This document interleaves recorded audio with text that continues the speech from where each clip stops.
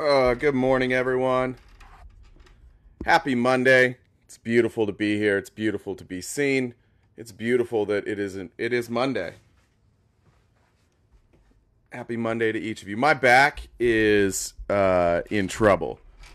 So, just so you guys know, if it gets a little weird at some point today, my back is in trouble. I may unexpectedly have to leave. We'll find out. We'll see how well it does.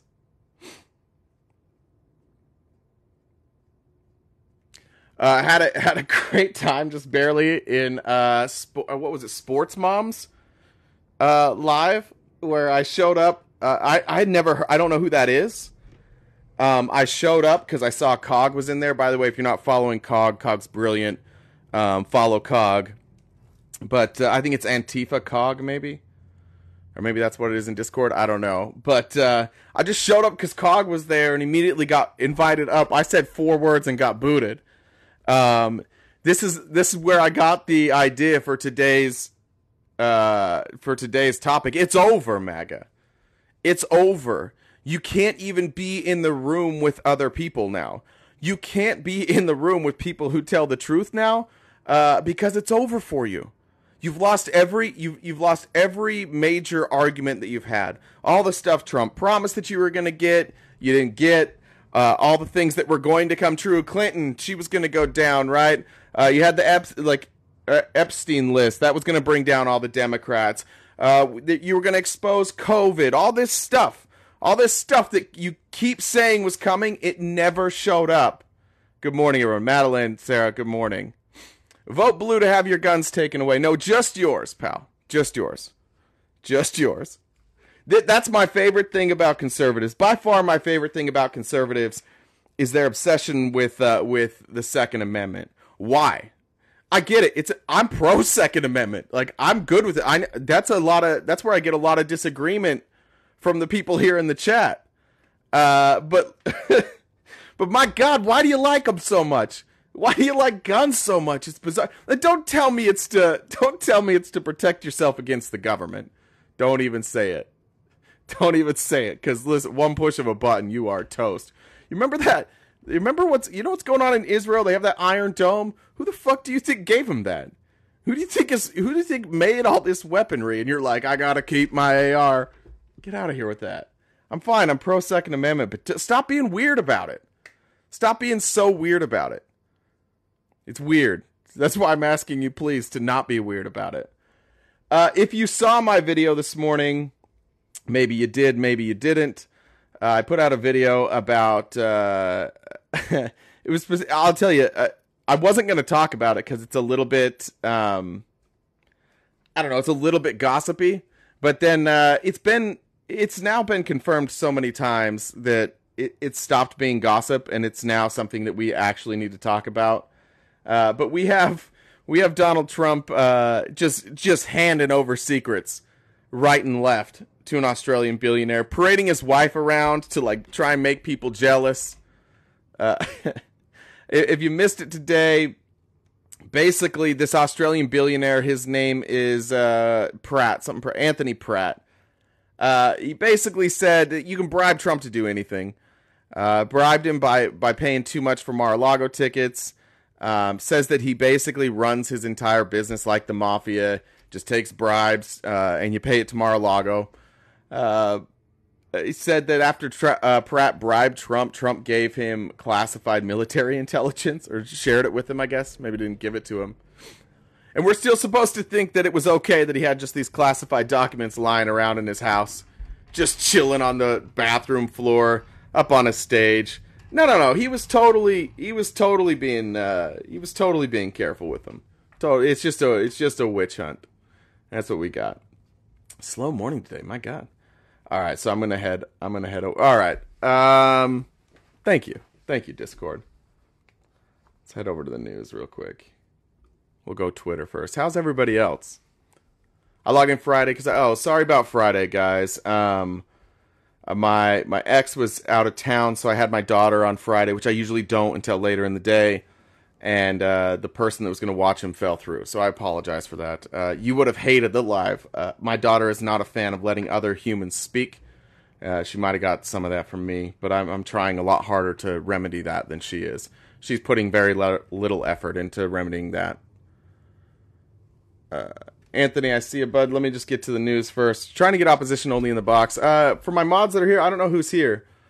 Yeah, thanks, Grits. That's what I just said. I beat you to the insult.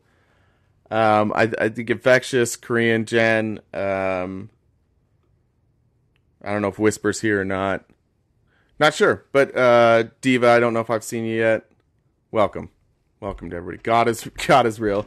God is really silly fairy tale, Eddie. But thanks for being here, man. I appreciate it. Let's go to, where is this one? Chesbro. These are some of the ones we didn't talk about. Also had a good weekend with Nemo and Felice. I haven't spent much time in the last couple months on TikTok at night.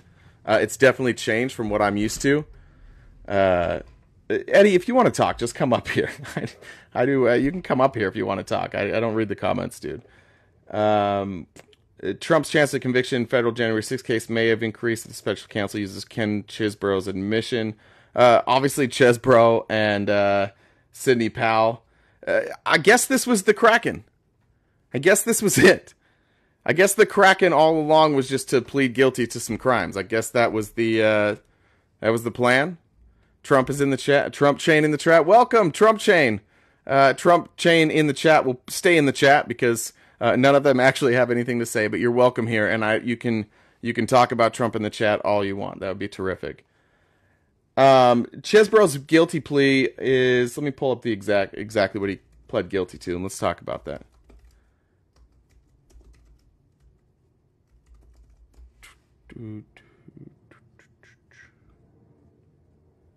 Sorry, taking a second. All right, so he was sentenced to 5 years probation, 100 hours of community service, and was ordered to pay $5,000 in restitution. This is my favorite part: is that they have been forced to write apology letters. I like that. Both Sidney Powell and Ken Chesebro had to write apology letters. The 2 guilty pleas that he had, along with a third for a bail bondsman last month. Where are his actual charges that he pled guilty to? Sorry, I thought that was going to tell me right there. Does anybody have it in the Discord? Let me scroll down. If any of you guys have it in the Discord, post it real quick. I don't know why I can't find it.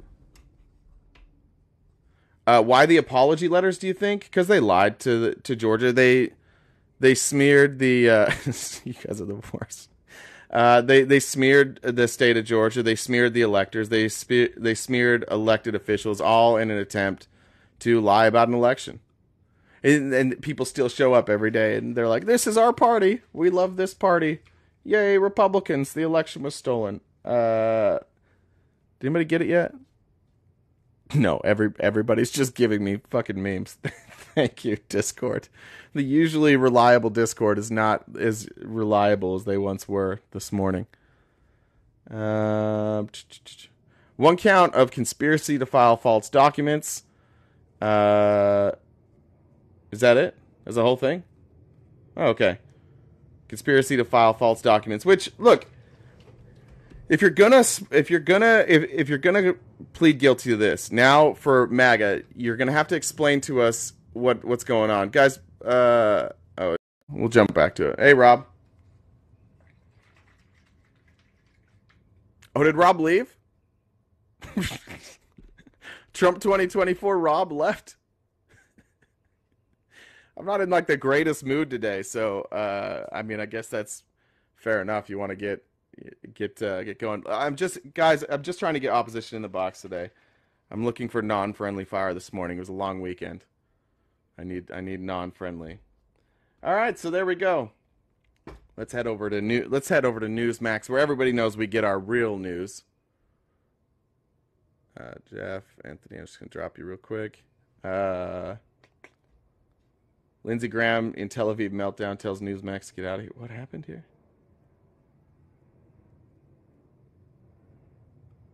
Oh. Oh, wow. How about this? Lindsey Graham just getting mad at everybody. No, J-Man, please. Look, get somebody else in the box.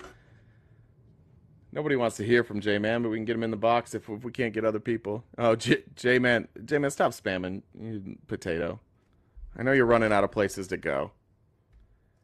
All right, so the question was...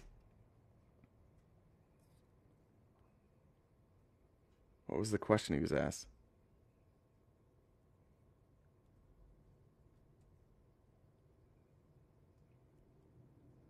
Okay. So Cohen talked about Rashida Tlaib's tweet is still condemning Israel for a hospital attack we know was a lie. At this point, Graham, who held the podium with 9 U.S. senators standing behind him, blew his gasket. This is what Newsmax is saying. This is when you know you're on Newsmax. When you can, like, in a news piece, you can put blew his gasket. God bless Newsmax. It's like it's just like everybody's single aunt is writing all the articles at Newsmax. They're so incendiary. We are here together, not to talk about problems at home, which are many. And angry Graham said, pointing his finger at Cohen. I've got my own view of what to say. You're not going to screw this up, Graham continued. When Cohen interjected, he was asking a fair question. Graham again raised his voice. You're not going to screw this up. The senator then pointed to security and yelled for them to remove Cohen. Get this guy out of here. Sorry, Newsmax. Newsmax is pissing everybody off. Sorry about that, Newsmax. Graham eventually apologized to Cohen for the comment, attributing it to raw emotions surrounding the high stakes in the region. He's very emotional about Israel. The one thing I know about Lindsey Graham is that this is the thing he's cared about the most forever. That's why he spent all that time golfing with the president of Israel. But oh no, he was golfing with Trump for no goddamn reason. Lindsey Graham, I don't know what's up with Lindsey Graham. I think we could take, if we were going to take guesses, what would you guess on Lindsey Graham? From somebody to go so morally opposed to Trump to directly in his pocket and to stand by him through all of this. Thank you. Hey, JDM418 knows the correct spelling and knows what it is. Exactly. Compromat. That's my thought too. I don't know if it's true or not, but somebody else give me a good reason. Give me some sort of explanation that makes more sense than that. If you're going to tell me, oh, thanks, Jen. Jen muted J-Dub for 5 minutes. That's fine. Or not J-Dub, sorry. J-Man. Yeah, the Ladybug story. I want to be careful with that. You guys can look up Lady Graham if you want. Don't go to Twitter and don't search hashtag Lady Graham if you don't know what I'm talking about. Just don't do it. Not that and again, nothing wrong with it. In fact, I think Lady Graham would be a little more popular if these stories are true and Lindsey Graham was a little more honest about it. I would say that Lindsey Graham would be wildly popular because of the courage. Do you guys know what I'm talking about? Yeah, MAGA's not going to get in the box, guys. But it's also Monday. Last Monday, I think I talked for I think we went like over an hour straight last Monday before anybody jumped in the box. Monday's always slow. All right, let's go back to Newsmax. The problem with Newsmax is all their articles link you to other websites because they don't do any of their own reporting. Hi, Judy. I see you. Just doing opposition right now. They don't do their own reporting. They're reactionaries. They're me. There's the only difference between me and Newsmax, 2 differences. 3. I'm going to give 3. Number 1, website. I don't have one. Number 2, facts. I have some. And number 3, lots of people versus me, just one person. I am more reliable than Newsmax though when it comes to getting facts correct. I don't know what's going to happen in this speaker pick. It's beautiful. I don't know why, honest to God, I don't know why the Republicans wouldn't just bring Kevin McCarthy back up. Let's just do that again. Let's just keep doing it. Let's just not have a House Speaker until 2024. Just keep bringing up dog shit after dog shit after dog shit and see how that goes. You know why? I was watching, let me see if I can find it. I was watching this Republican blame the Democrats, and this was beautiful. Let's see. Thank you for the polls there. Guys, if you like the live, that helps a lot too. Which one is it? Here it is. Sir,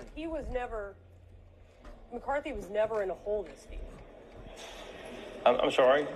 McCarthy was never in a hole this deep. But Speaker McCarthy was elected, and he was the Speaker of the House. He was the largest Republican fundraiser ever for us as House Republicans. I mean, the Democrats knew what they were doing when they put up 208 votes to take him out of the speakership, and that's what created the current situation that we're in. So then we had a conference meeting. They didn't take him out of the speakership. I mean, you guys are the majority. But you guys are the majority, right? 96% of the votes came from Democrats, though, Brianna. I mean, just factually speaking, there were only 8 Republicans, and there were 208 Democrats. I mean, 208 Democrats. But, sir, who's in the majority? Well, the Democrats were the majority of that vote, and when we have a very who's in the majority in the House of Representatives? The Republicans are in the majority, but the Democrats provided the majority of the votes to take Kevin McCarthy out of the speakership. In fact, they provided 96% of the votes. Republicans provided the key votes. They're in the majority. They can provide enough votes, obviously, to put a Republican speaker Brianna, in the place. Democrats provided 96% of the votes. 208 Democrats voted to remove. This is the most Jim Jordan shit you'll ever hear. This is what Republicans have become. Like, this guy was fed a line. They said, make sure when you go out there, you point out that the Democrats were more votes. That's the whole point. You know what? You know what was also more votes? Hakeem Jeffries. I almost said Jim Jeffries. Hakeem Jeffries. Why don't the Republicans vote for Hakeem Jeffries? You have solidarity there. You have plenty of votes. All you need is a few Republicans to vote. Why? I don't understand why it is that we need to kowtow to bring in just scum, like absolute scum, like Jim Jordan. It's absolute scum, like one of the worst people you could have brought up for everything you want to say about Kevin McCarthy. You might not like his politics. You might not like that his hands seems to never leave Trump's ass. Whatever you want to say about Kevin McCarthy, Jim Jordan was worse. He literally would do every single thing Donald Trump asked. No criticism for January 6th. None. No criticism for anything that Donald Trump has ever done. He's a sycophant. That's why he was endorsed by Donald Trump. Keep doing this, MAGA. Keep doing this shit. You guys are going to keep losing. Look how bad you can't get a speaker in the House when you have the majority. How the fuck are you going to govern this country? How are you going to legislate in this country? The entire platform of republicanism has become complain, complain, complain, blame, blame, blame. That's all it is now. And if you're still in here like MAGA 2024, Trump 2024, at this point, is it just cognitive dissonance? You don't want to admit that you were wrong? What is it? Like, are there cool groups in your town that you can only go to if you vote for Trump? And by cool groups, I mean fucking shuffleboard and rage tweeting at Fox News. Like, y'all just get in a room together and rage tweet whatever Fox News says. You're just like, can you believe this? Oh shit, that was just a lighter. Don't worry about it. And bring a mag up here. Bring one. This, I don't know if let's see. Who has the bingo card? Kim. Is the bingo card going to be filled up? If I came up as MAGA, I think I could get bingo pretty quick if I said the border is wide open, inflation, no new wars. What am I missing? And woke. Right? That's what we do. That's your platform. That's not a platform. That's just stuff you've heard. Even if we went through that platform, the border's wide open. Dope. What's your solution? Don't have one. Wokeism. I don't even like. What's your solution? Be smarter. I don't know what that is. I don't know. No new wars. What are you gonna do? How are you gonna stop the 2 wars that are going on? How would you have stopped the 2 wars? This is when you know that like you've left the building of reality and you just like drove down. You're like, that looks like a nice building with a steeple on top. I wonder why everybody's dressed the same and repeats things. Let's go do that. We'll just go into this building. Trump is a church. If you don't believe that Trump's a church, let's find the Trump pastor. Let's talk about this guy. You guys have seen this guy. Trump is now a religion. Republicanism is dead. MAGA's not real. None of it is. This is all just a figment of your imagination. This is a religion to you. You can come over here with us in reality. It's more fun over here. You You don't have to be a bigot. It's fine. You can just come over here and you can just be nice to people. Except, here's the great part about being a lefty, and I'll tell you the truth about this. I do enjoy. You may not believe this, but I do enjoy banter. I do enjoy talking a itty bitty amount of shit from time to time. I do, and this may come as a surprise to you, but it's way cooler on the left because you get like the people you get to choose from are actually awful people. You can pick from bigots. You can pick from racists. You can pick from misogynists. It's easy. It's much easier. The jokes are funnier. You don't have to. The jokes are funny no matter who you're around. Like you can make a joke and you don't have to worry like if it was tough enough around your MAGA bros. It's so much more fun. Let me find this Trump pastor here. Where is he? There we go. Damn it. I need to find like a wild one of him. Here we go. House down, ladies and gentlemen. These bunch of God's about to bring the whole house down, ladies and gentlemen. These bunch of sex trafficking mongrels are about to be exposed. The demon comes out when you expel it. The stronghold comes down when you demolish it with the Bible.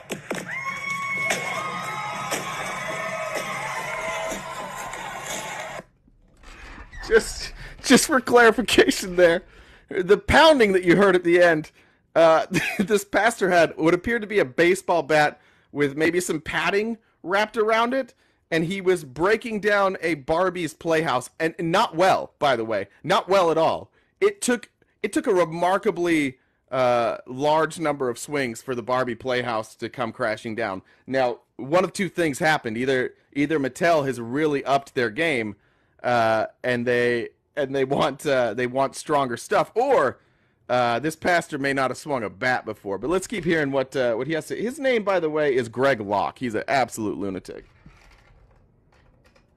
And last names of 6 witches that are in our church. And you know what's strange? 3 of you are in this room right now. We ain't afraid of you, you stinking witch. You devil-worshiping Satanist witch. We cast you out in the name of Jesus Christ. We break your spells. We break your curse. We got your first name. We got your last name. We even got an address from... I want somebody in the audience to just stand up and yell out, "Expecto Patronum!" Just get into it. I want to go to that church so bad. I just want to show up in a full wizard outfit and just start casting spells at this lunatic. One of you! You so much as cough wrong, and I'll expose you in front of everybody in this tent, you stinking witch. You were sent to this church to destroy us. You were sent to this church to lure us in. You were sent to this church to cast spells. Listen, some of you been sick because you befriended that witch. But he's...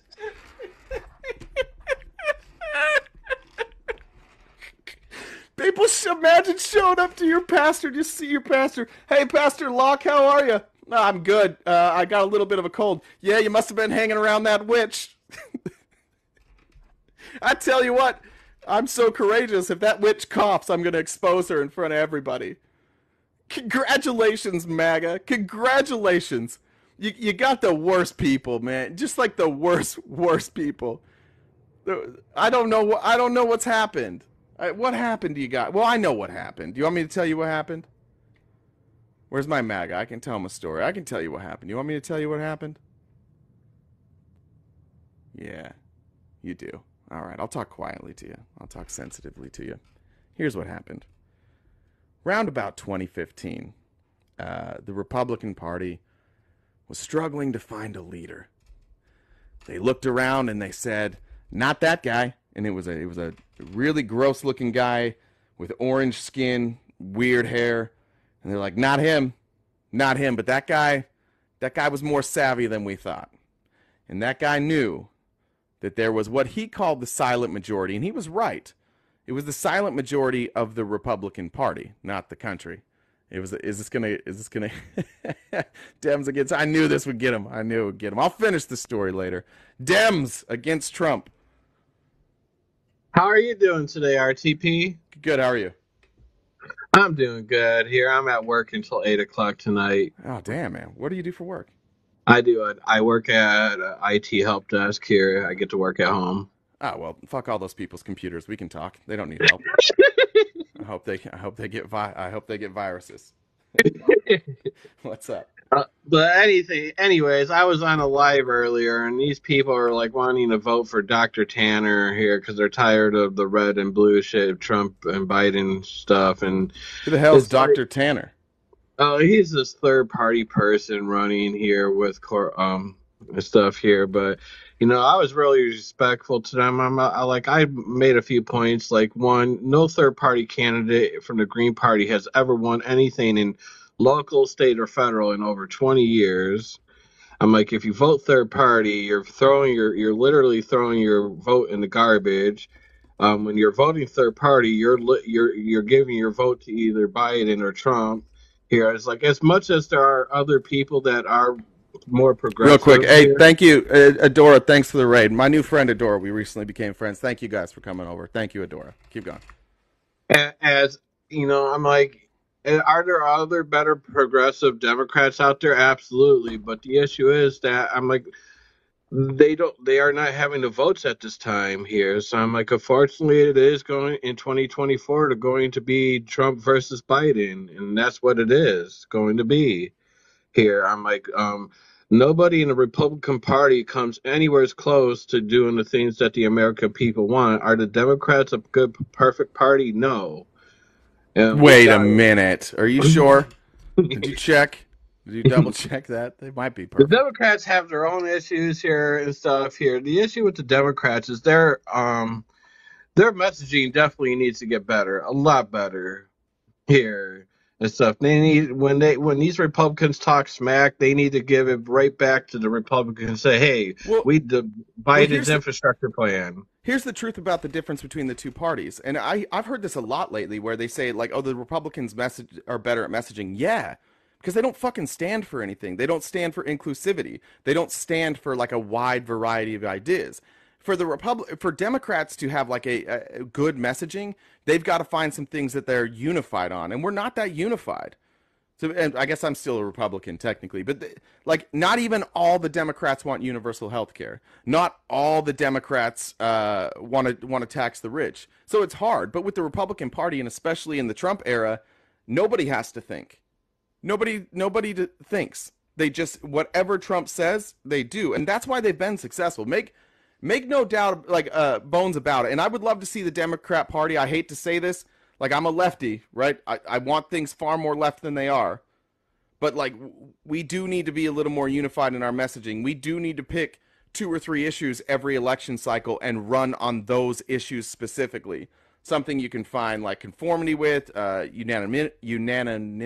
Am I saying, what's that word? Somebody help me with that word. Unanimity? What's the word? Or unanimously. I was trying to use the cooler word. Anyways, we could do a better job, but it's also because we believe in a lot of things. We include a lot of people. We have a wide variety of beliefs. So it is harder to have messaging that's on point when you're Democrats. It's easy when you're the Republicans. Blame everybody else. Blame immigrants. Blame gay people. Blame trans people. The Republicans' talking point is China. The Republicans' talking point is orange guy good, the other guy bad. Somebody said Unanivision. That's so good.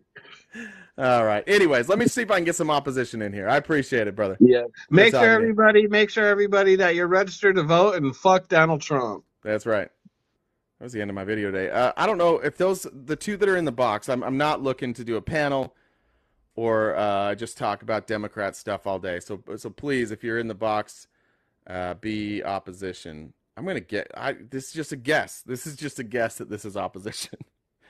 E-Pain, welcome. Yeah, welcome. What's up? Hey, well, I welcome you. How dare you? Well, welcome you to your own spot. So you said MAGA's over. So you said MAGA's over, correct? Yeah. So how so? Oh, because well, a lot of them are going to jail. Poll numbers are dropping. You don't stand for anything. Even within the Republican, even can't even elect like a House Speaker. Trump endorses the House Speaker, and that guy gets run out, getting less and less, like started getting less votes after Trump endorsed him. Yeah, like it's dead. So let's talk about how the blue is dead. So you Well, have no, any, I'm talking about how MAGA is over, and this is the point I just MAGA, made. but so Hold on, MAGA's just a not second. over, Hold bro. on, just let me you're gonna just say real that quick. MAGA's Hold on. over. Hey, E-Pain, And E-Pain, that's just E-Pain. a Hold dumb on for point. once. I know. Hold on, 1 second, okay? Go ahead. I don't know if you were listening to me before, and I'll let you go. I'll let you talk about whatever you want to talk about. I just want to point out to you and to everybody else that I said Republicans, specifically MAGA, stand for nothing. They just want to blame everybody else. And your first response was you were about to blame the blue, right? No. Okay, I go don't ahead. blame the blue, but I will tell you this. So MAGA's not over, number one. Number two, Trump will why be not? president. No, you don't get to just Trump rattle will off be- points without defending Trump it. will So be why, president. number one, Because MAGA's not there's over? Why? Because there's more support for the MAGA fucking movement than there ever has been. No, there's before. less support. No, there's less. That's Wait, a hold lie. on. That's a Hold on. falsehood. Calm That's down. a falsehood that you E-Pain. keep pushing. That's E-Pain. absolute false. No. Okay. I won't. Hold on. You talked. Let me talk. I know, and we're still on this point. So when I say things and you say I'm absolutely wrong, could you You are. explain? Okay, well let me explain. 100%. Shush. When Donald Trump left office, I'll tell you how you're wrong. If you could shush for a second, I'll tell you what I'm saying, and then you can respond to that. That's how conversations work. When Trump left office, within the Republican Party, he had a 90% approval rating. It's now in the 50s. It was like 59% last I saw. Is 59 substantially lower than 90? So you're listening to polls done by These are Republican polls, dude. That's not Republican. You're talking about rhinos, bro. No, rhinos are part of the party. Absolutely in sheep's clothing. Hold and on, they're brother. wolves. They're there to set apart. They're trying to set apart the MAGA movement, and we're not going nowhere, bro. Hold on, brother. You will have Trump as president in 2024. That's just the way it is. Hold on. You're good. Hold on.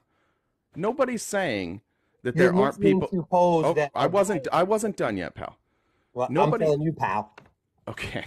Nobody is saying that people that are still MAGA don't exist. Clearly, you still exist.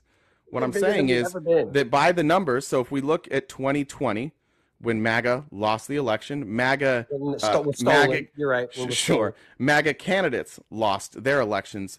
Trump endorsed candidates, the ones that he endorsed that weren't endorsed by everybody, or the Trump endorsed candidates that were in races that actually could be lost. They underperformed. Then in 2022, everybody who was in a tight race that was endorsed by Donald Trump, they underperformed the Republicans. Everything he puts his name on now at this point underperforms. Can you explain that? Because you're listening to biased. No. These are elections, dude. This is not about who I'm listening to. The election, all these elections were stolen, my dude. For you to sit there and sit there with a blindfold around and act like the Democrats have not absolutely stolen elections. When you got fucking movies out here that y'all won't even watch. I've seen them all. 1,000 Mules that show that all you guys do is fucking steal elections. You guys are nothing. E-Pain, calm down, dude. Dude, calm down. Dude, come on. Oh my God, dude. All right. I won't even talk over you. I'm just going to mute you while you calm down. You can unmute when you're ready.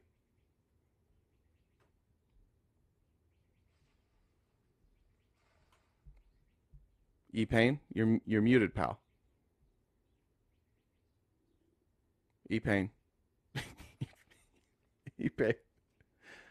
All right, now I've sent you an invitation to unmute. You can come back over. Why does she? Okay, now wait. Wait, hold on.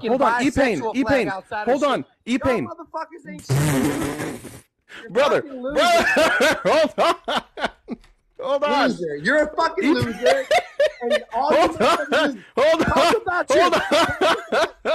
Brother, hold on. Boy Biden and hold on, brother, hold on. Oh my God, this is crazy. America. This is crazy.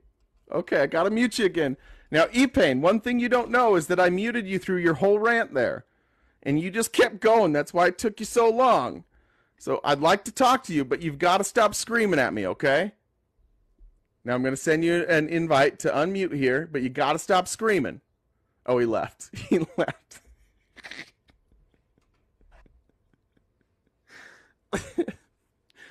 We're off to a good start. Miriam, are you... Welcome, Miriam. You opposition? He's still screaming. He didn't even know he hung up. Hi, Miriam. Are you in opposition?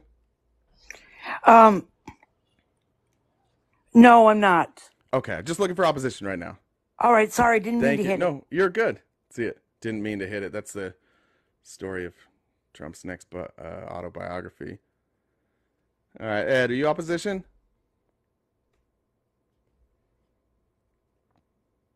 Hey, what's up, buddy? Hey, how are you? I'm doing all right, man. I wanted to give you my hypothesis of why I think Donald Trump is going to win.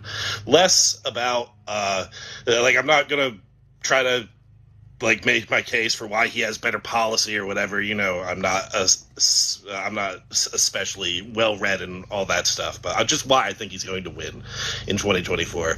And you can agree or you can disagree.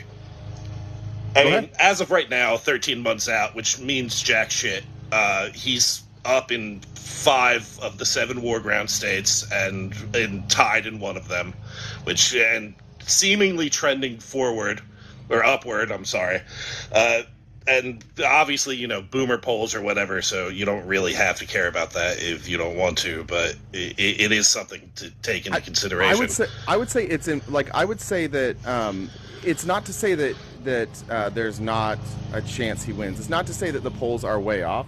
It's just that when you look at historical polling, you look at the polling now, and you look who's being included in these polling, there is a big problem that pollsters have. I have friends. Oh no, I agree. I fully agree. Hold on. The problem that they have is not that they're deceptive necessarily. The problem is they can't get a hold of people 35 and under. Yeah, exactly. Nobody's taking polls, so it's tricky. But anyways, keep going. Right, so outside of the Morning Consult, which is a internet poll that also, well, not solely internet, but it also takes part in internet polling, one of the few ones that do it, and they also use big sample sizes.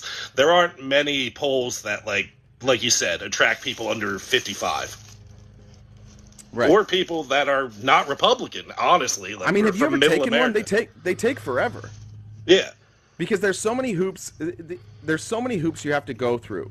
You have to confirm it's the right person. You have to get their demographic. You have to ask so many questions as a pollster that nobody has time for that. Nobody gives a shit. They're like, I'm not going to do this shit. But if you don't have anything to do, you're like, fuck it, yeah, I'll take a poll.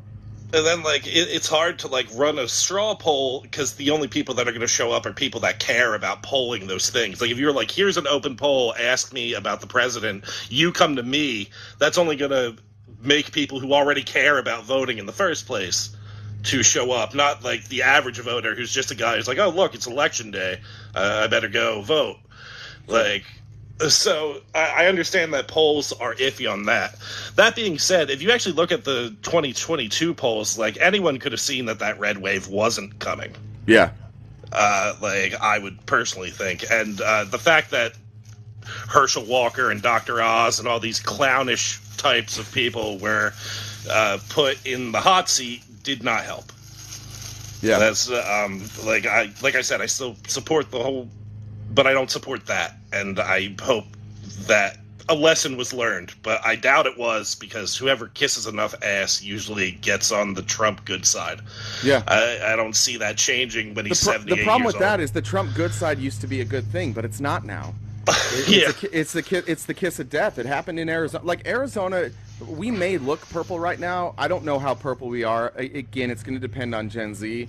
I see a lot of movement in Gen Z.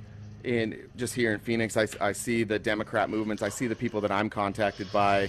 There is a lot of movement. But even then, if Republicans would have ran somebody besides Kerry Lake and what was that guy running for Senate, whatever his name was, younger guy, Blake Masters. Yeah. If they would have run people besides them, just like some generic Republicans, it's likely they win. Because there was a lot of Republicans that voted blue. You're in Arizona, you said, right? Yeah, I'm in Maricopa County, where all the problems were. That right. There's a lot, and that's one thing I promised myself before I came in here. I'm not election we talk about, I'm just going to take it face value. I'm not going to say anything about fraud or whatever. It's just that's what happened. The winner won and the loser lost. We're just going to leave it at that. And there was no fraud. Like, honestly, for all the propaganda that's been out there, for all the I watched 2,000 Mules. I'm consistently sent videos by Republicans. I don't care. Nothing's going to change it. No, but that's not even 2,000 Mules. It's clear propaganda. What they're claiming in that video literally proves nothing. It doesn't prove a single solitary thing. When you see that somebody drove near a polling place multiple times, that doesn't mean that that person dropped anything off. There are lots of people who drive past a drop box. There are lots of people who drive all day long and drive by the same locations all day long. All they did is they took data of people, and these people who they don't know who they are happen to drive by these drop boxes multiple times. Have you heard of Uber drivers? Have you heard of Uber Eats? Have you heard of Lyft? Have you heard of taxis? Have you heard of like the people at O'Reilly that deliver auto parts? Right. But like there's so many people that drive the same routes over and over and over again. When it comes to 200 Mules and similar media, like 200 Mules, what's that one about the vaccines and people dropping dead? I forget what it's called. Like I don't partake in those things because it's just like Dinesh D'Souza trying to get the bag. Yeah. Like, I'm not really worried about that. Convicted criminal Dinesh D'Souza. I believe convicted felon Dinesh D'Souza. I'm not sure. I mean, like, I think he was a felon at one point, and then he was pardoned. But I'm not 100% sure. If you're pardoned, you're still a felon. Are you? Well, I mean, you committed a felony. You right? were a felon. Yeah. No, you're still technically a felon because it's not like nothing was overturned. When you're pardoned, you're just like you don't have to deal with the crime anymore. It's not like they relitigate anything. Nothing's technically overturned, but yeah. I don't actually know how that works, but yeah, fair enough. If you want to call him a felon, I'm not going to like stand for his honor or whatever. I don't care enough about. But the reason I think Donald Trump is going to win. First of all, 81 million votes isn't going to happen again, and 74 million for Donald Trump probably isn't going to happen again. Wait, why would 81 million not happen again? I think he'll get more votes than that. No, because the enthusiasm is dead. The post-COVID enthusiasm that had everyone voting for Biden and Trump, because let's not forget that Trump got the most votes in the history of the Republican Party that year as well. It's not there. It's not there. But Trump's core base that's going nowhere, that 45% of America, is there. And there's going to be... Wait, hold on. Here's the things that I think you're missing. Number one, you know which election prior to 2020 had the highest votes? The first Obama election, right? 2016. And then before that, I thought you were asking about 2016. I'm sorry. It was but I thought it was 2008. So we go essentially. It may have been 08. Might have been the outlier. You could be right about that. Essentially, though, like every election, there's more and more people that vote. But the thing that I think you're missing there too is that most people this was not enthusiasm for Joe Biden. This was hatred for Donald Trump.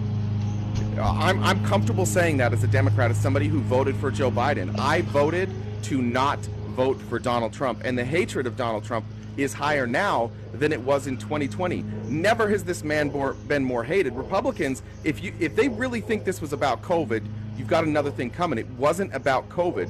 COVID played a part of it because of who Donald Trump is, but this was about hatred for Donald Trump. Right. So I'm taking the opposite stance. This is about unrest. This is about COVID. This is about race relations. This is about a snapshot in history that's not in the same spot that it was 4 years ago. Well, things have moved on from that. Things have calmed down. Let's take a moderate voter. Let's take just a moderate, middle of the road voter. Right. Let's do that. That's what I was going to bring up. Yeah. So let's say, by the way, in all the swing states that Trump lost, in Arizona, in Pennsylvania, in Georgia, everywhere he lost that was a swing state, we saw the same thing.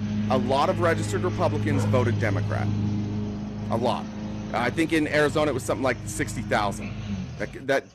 That cost Donald Trump the race in a lot of places. Now, what could Donald Trump have done since 2021 to sway any of those voters? He could have just sat on his hands and watched the economy under Joe Biden. And that's not even blaming Joe Biden. That's just the average layman voter is going to look economy bad, Joe Biden in charge. Every time I see Joe Biden, he's talking about giving more money to some other country or some $2 trillion bill. No. See, I want a better economy, but Joe Biden keeps giving money to things that aren't me. This is the thing. That's like you're educated. You're educated by propaganda because what's the difference in the economy? What economic numbers are worse right now? Well, people are bringing less money home in their paycheck, and these Correct. are things. So inflation is higher, right, Ed? Right. Yes. What caused inflation? Do you think you've lost the plot because you think the average person is going to care? I know, but they're not going to be having this conversation with you. They're going to look at the facts, not the facts. Ed, I asked you a question because you shared your opinion. Right. So I'm asking you what caused the inflation. I assume that a lot of it had to do with the end of, not the end, but the problems with shipping post-COVID. Like, a lot of things changed. Correct. Do you know what the number one driver was for, I think, 21-22? I think it was the fact that we didn't renew the Saudi deal or whatever. It was corporate profits. Right. So, once again, even if that's true... So hold on. So inflation rose because of a lot of things. Number one, COVID. You had corporate profits. You had massive government handouts that we had to do. We had to send that money out to keep our economy moving. The thing that I don't understand about Republicans is you have to we're coming out of COVID, right? A bunch of people are out of work. They have no money. Correct?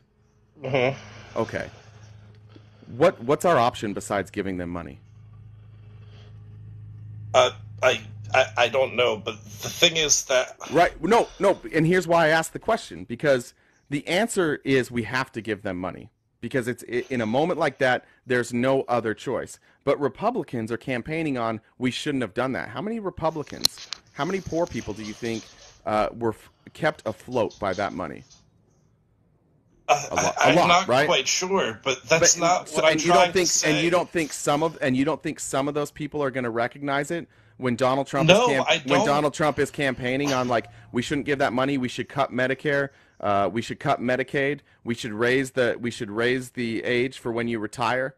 Do you think that's what Donald Trump's going to do? He's going to come out and say, my campaign is cut Medicaid and raise the age of retirement. He's not going to campaign on that, but he's going to be asked about that, and he's going to have to probably in those moments either avoid the question or be honest. The point is but I actually think you're wrong there because this is going to be the most insulated campaign in history. There's probably not going to be debates. One of the people are probably going to be in jail or on house arrest. This is literally just going to be do you want option A or option B? And currently option A is lording over 2 foreign wars and a shitty economy. And option B, a man in jail, is the better option. A man who, by the way, at that point, if he was in jail, he would be in jail for running his business as an actual fraud, mishandling classified documents. I don't know if you missed the beginning of this, where it turns out it looks like he was just taking bribes, and if people gave him enough money, he would tell them anything. That's the guy. You think that the American people are going to be like the guy that's in jail, yes. The guy that took money. Okay, that's a yes, I am confident that's what's exactly going to happen. Why do you want him to be president over Joe Biden? Well, because I'm just a down the line populist. I'm a right wing. I've been here before. I'm mask off. Nobody in this country's been here before. What? Nobody in this country's been here before, but when you I'm talking. I've been on this show before. Oh yeah. I mean, I'm. So what's a down the line populist then?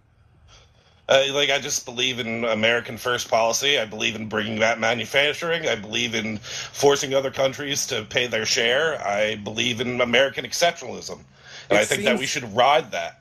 It seems like the things that you care about, you don't ever see if your party's doing anything about that.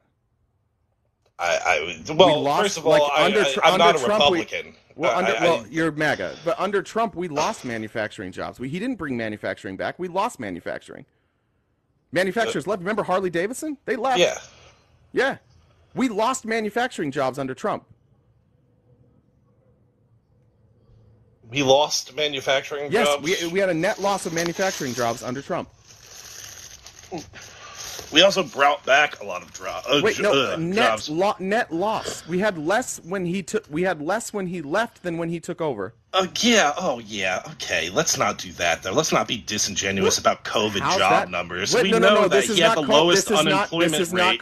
This is not about COVID. It is. No. It is. No, hold on. Manufacturing jobs. We're talking about businesses who brought manufacturing back to the United States, or businesses who took manufacturing and left the United States. These are businesses. These are not COVID jobs. These are either businesses who left the United States or came back to the United States.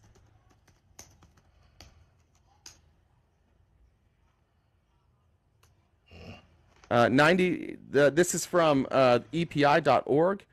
Overall, the United States under Trump lost a net loss of more than 91,000 manufacturing plants and 5 million jobs. Oh, wait, no. That's since 97. I'm trying to find manufacturing numbers before 2020 because I'm not trying to look at the COVID-skewed numbers. So manufacturing prior to 2020, we had started seeing massive, so we saw a peak in manufacturing job losses in 2009. We had 13,551 manufacturing job losses. Mm-hmm. By 2018, and those I only have up till 2018, we actually had a net gain of 216.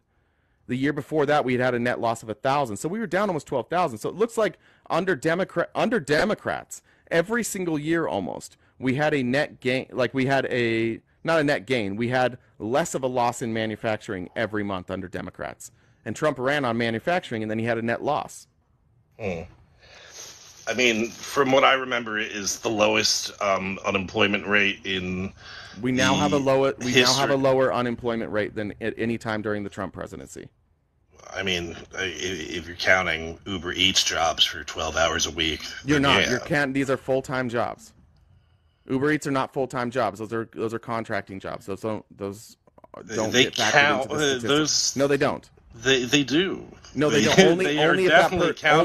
Only if that person self-reports that they are working 40 hours. They'd have to do so through the census, because they're pulling these numbers from people who are taxed, right? They're pulling numbers from people who have W-2s. They're not pulling 1099s. If they pulled 1099s, you'd have a bunch of people who don't work at all being included in the numbers.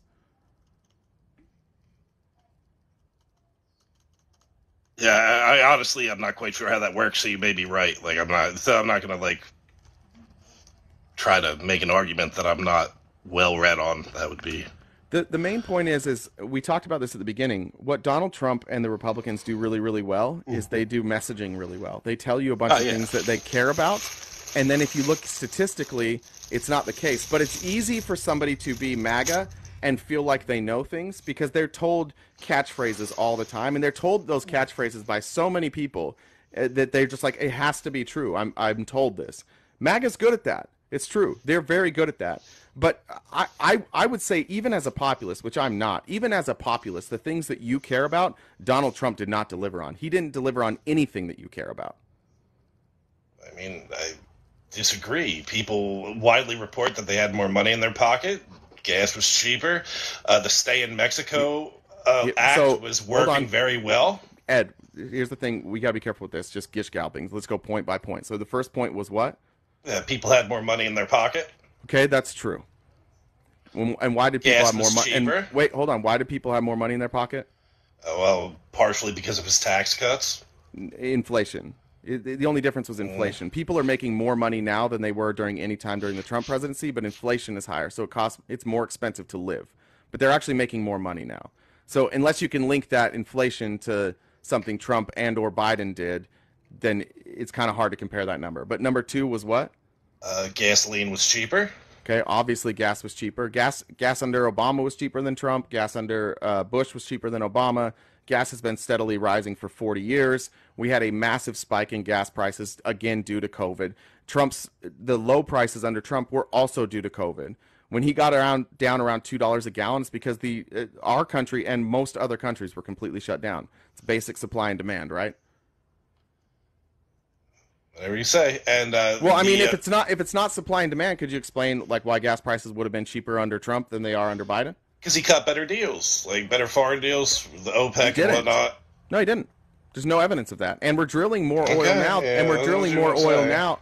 We're drilling more oil now than we did under him. I mean, but that's what he's going to be saying to independent voters but I'm that talking are listening to him. But Ed, I'm talking to you, and I want to know why the fuck you still believe this. But I came up here telling you why I think Donald Trump is going to win. I know, but now I'm talking to you. I want to know why you still believe it. Because I lived through it. No. Every time you're telling me, I feel like I'm being gaslighted every time you're telling me these things because it's like I lived a different truth. Ed, we all lived through it. Like these are like these are. Ed, let me give you an example here. Let's say that you live in Florida. You don't live in Florida, right? No, I don't. I live in New Jersey. Now let's say this happens all the time. You live in Florida and a hurricane comes by and it wipes out your house and your neighbor's house. And later on, you're talking to your neighbor, and you're like, man, that's crazy. All these hurricanes. That was a Category 4 hurricane. We didn't get warned in time. We're glad we got out in time, but it took out our house. It's just when the cold wind the cold air meets the warm air down there in the Atlantic, it creates a hurricane. It comes by and it wiped out our house. And your neighbor goes, "Nah, man, it's because of a gay marriage." You're like, "Wait a minute, no. I just explained scientifically what happened." Your neighbor's like, "Nah, it's gay marriage." You're like, "How can you say that?" And they're like, "Because I've lived through it. I went to church. I was told that if gay people got married, we'd have hurricanes." Lived experience doesn't fucking matter if you don't know the data, right? So we lived through the same thing, Ed, but I'm using real data. So you going backwards now and saying like, "Well, I lived through it, so that's why," is just willfully ignorant. You're choosing to ignore reality. No, but you're just using your talking points. If I really wanted to go through that, these are data points. If I really wanted to go to like the Heritage Foundation and get all these like numbers that are pro-Trump. Let's go to the Heritage Foundation. I will go get them for you. Like, which numbers would you like to get? I'll pull them up for you from the Heritage Foundation.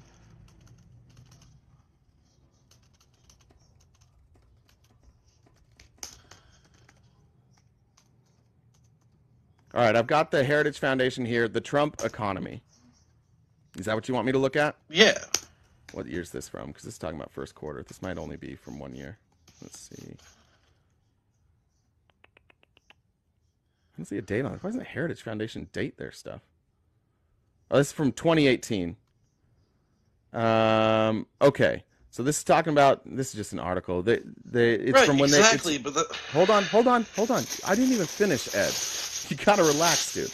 I was gonna say I didn't want to read a whole article to you. I'm hoping that Heritage Foundation has like a graphic or something. Okay. So CBO shows tax revenues rising after 27 tax cuts not falling. That's from 20. But all I'm trying to get at is that we're both staring down a clearly biased barrel at each other. We're on opposite ends of the telescope. No. Incorrect, and Ed. Stats won't tell you anything incorrect. if you torture them long enough. No, Ed, that's so also I can find my own statistics if I wanted to, but I wasn't here to talk about statistics. Ed, no. Just no, dude. What's that background noise, by the way? You opening a package? Yeah, I'm fiddling with a trash bag. I was changing my trash. I'm sorry. Okay, no worries. Look, dude, my sources aren't biased. I'm looking up .gov numbers, and I'm pulling .gov numbers. I'm very careful about that. But Ed, you do this, dude. If you hear data that you don't like, you automatically just push it away, and you say that it's biased. And you say that because I'm on the left. You didn't look at any of this data. None of it. And this, Ed, is where we actually have a problem. This is why I'm actually concerned about this country. You and I could have a discussion about populism. You and I could have a discussion about policies that work or don't work. But you don't have that conversation, Ed. And none of the MAGAs are capable of having a conversation where we talk about, like, what is your plan? How will you accomplish this? Historically, does this work? How can we fix how it works? Nothing. You guys don't have anything. You just have Trump. Could you tell me what the Trump plan is to fix the border and how it would work? 1:30 p.m. I'm sorry about that. Spotify started playing. I'm having like a complete boomer moment on my phone. Well, my Discord will tell you I have like 50 boomer moments a day. You're good. But again, could you tell me? Just pick a Trump. Is when that guy came back from muting and he was just saying the bisexual flag. I was. That guy was wild. Dude, I haven't laughed so hard at a stream for a long time when that guy cut back in and he was just in mid-rant still. Go on. Well, I was just wondering if you could point to like a policy that maybe Trump is advocating for that you like, and how that policy works. You know what? I'm not super read up on the exact policies that he's running under right now, aside from he said he was going to stop us, either completely stop the wars or at the very least stop us from being involved in the wars, the foreign wars right now in Ukraine and Israel, which is pretty much one of my top priorities. And just bringing the economy back to a status quo that we can all like live under and not be gorged by inflation any longer. See, Ed, this is the problem. You don't know. You have no idea what his plan is. You have no idea if his plan would work. You just take this guy at his word that he's going to fix things. That's it. But he did it last time. No, he didn't. No, he didn't. If you want to talk about, everyone had more money. Why wouldn't I believe? Stop it! Stop it! Stop it! None of those were even. You just said Israel was like your biggest thing, right? Well, it's Ukraine more than. But we shouldn't be fucking with Israel either. Okay. Well, Donald Trump was giving money to Ukraine the entire time he was president. Not in the clip that he was giving. They're giving money to Ukraine. Well, correct, now. because Russia hadn't invaded yet, but he was giving money all over the world. He was giving money to Israel. Yes, but we were also pulling out of a bunch of shit deals. No, we were pulling like the Iranian deal that basically has partially led to what we're seeing in Israel now. By going to Iran and being like, fuck that, like we don't need a deal, whatever. Do you know what the Iran deal was for? The Iran deal was for them not producing nuclear weapons. Yeah, and we pulled out of that deal, so now what? Well, as long as we don't like give them $600 billion or anything, we didn't give them $600. We didn't give them $600 billion. We didn't. No, we didn't. Ed, see, this is another thing. See, everything about way more about what Democrats do than you literally don't know a single thing Republicans want to do. You only know talking points of things that you've heard that the Democrats do bad. And that was my point. And that was my point. Hold on. And that was my point when I started this. Is that MAGA, Republicans specifically, you're not running on anything but complaining. You guys have somehow like become the party that just sits around and bitches about things. Through the entire Trump presidency, bitch. Everything was, it's a witch hunt, it's unfair, Democrats this, Democrats that. Like you had 2 years where you had full control, didn't do anything. You had another 2 years where you still had Trump in office, didn't do anything. At some point, are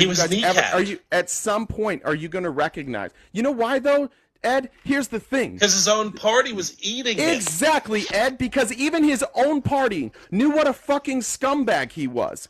You can't re-elect the person that nobody wants to work with. Ed, his own party knew that he knew how much of a scumbag they were. Ed, hold on. Ed. If you re-elect somebody that everybody in Washington doesn't want to work with already, what's he going to accomplish? I would rather paralyze the government than terrorize the government. Paralyze, not terrorize. Okay. I would rather the government be paralyzed completely. Just like that's why I don't care about the speaker right now.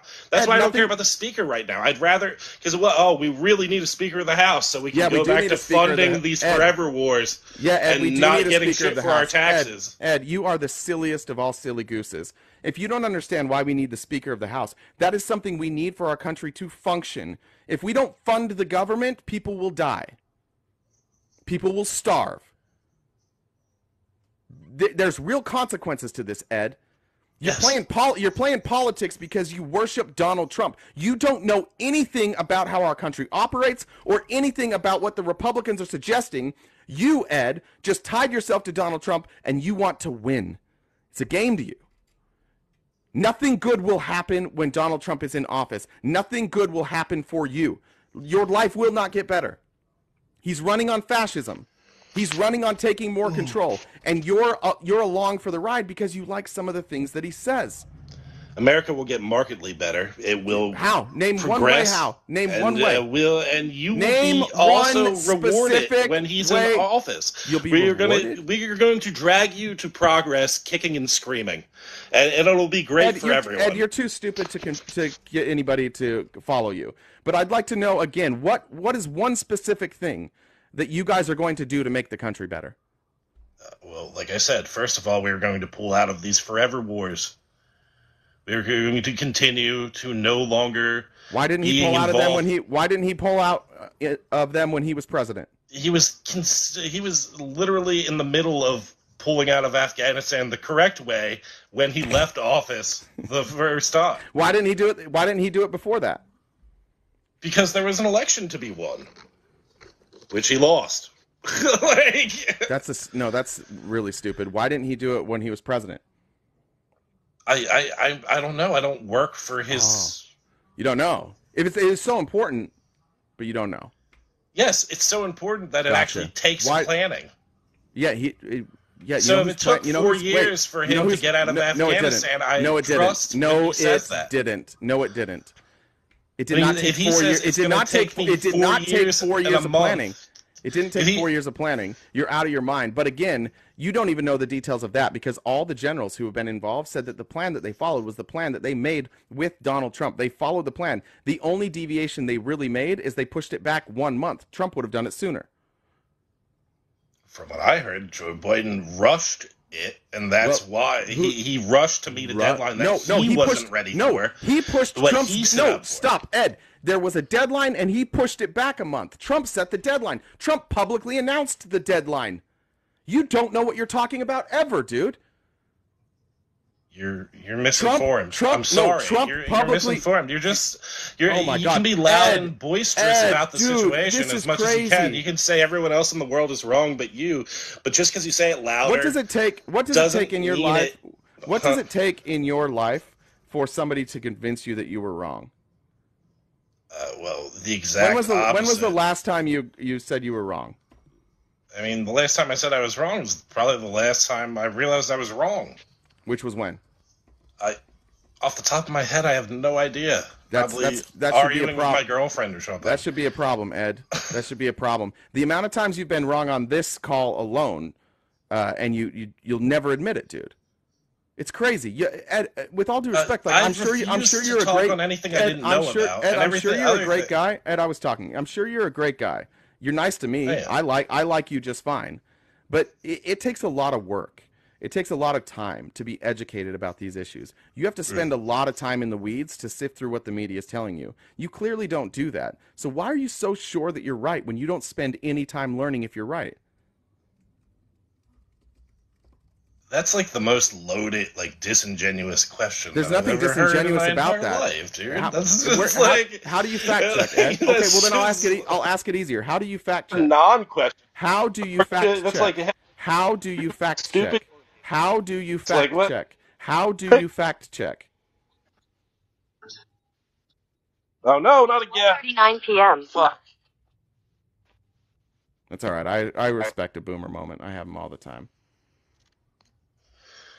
All right. So what were you saying before the Grateful Dead started playing? How do you fact check?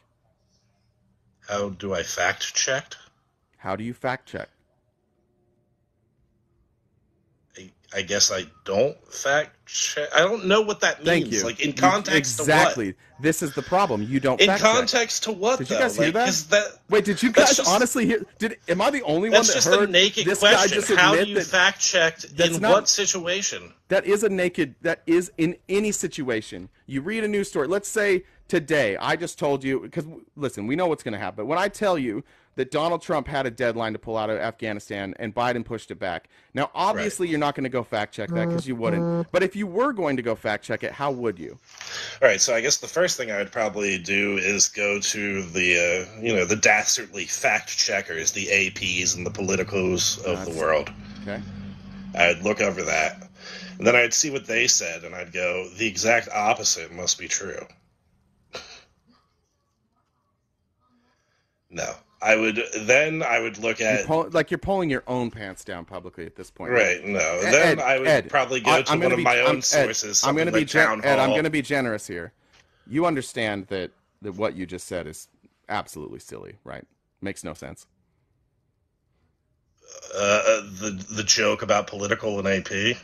Well, no, what I was saying is, so for example, this particular issue, if I want to find out if Trump had set a withdrawal date before, who might be a good person? Like, who would you trust if Trump set a withdrawal date before Biden did? Who would be a good person to trust? I guess Bill Barr would be a good person to trust. No, you wouldn't trust Bill Barr. Who would you trust? Wasn't he the Attorney General? No, I'm asking who you would trust. Because I don't think you would trust Bannon? Bill Barr. Okay, so Steve Bannon's one that you would trust. Yes.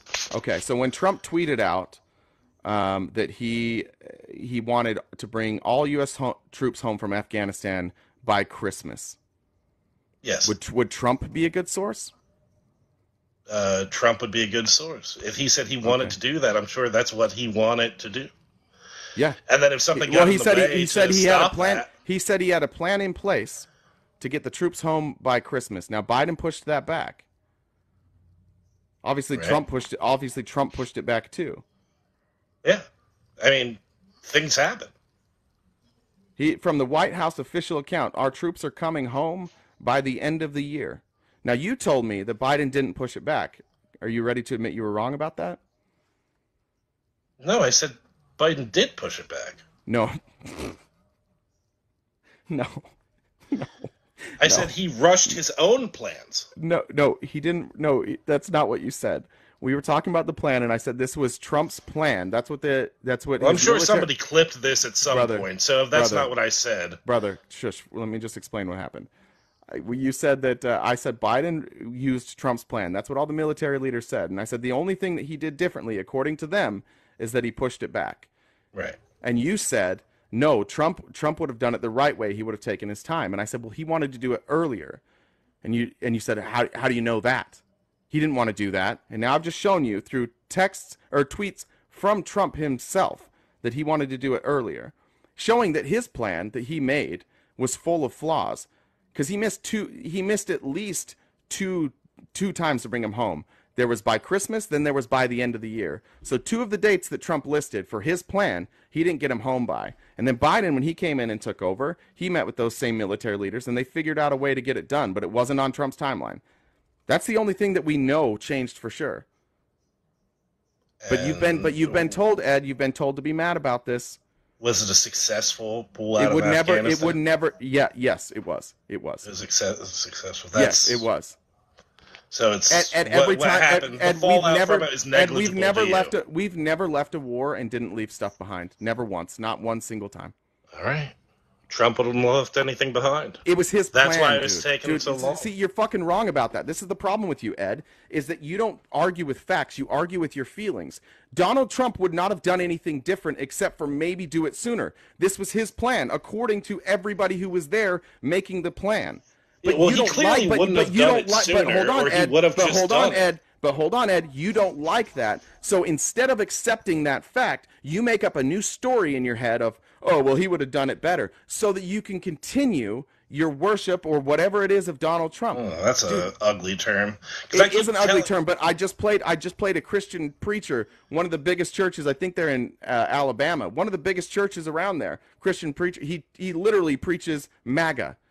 He calls Democrats witches. That's creepy. It is not creepy. Cool. That's your party, that's dude. Not, that's MAGA.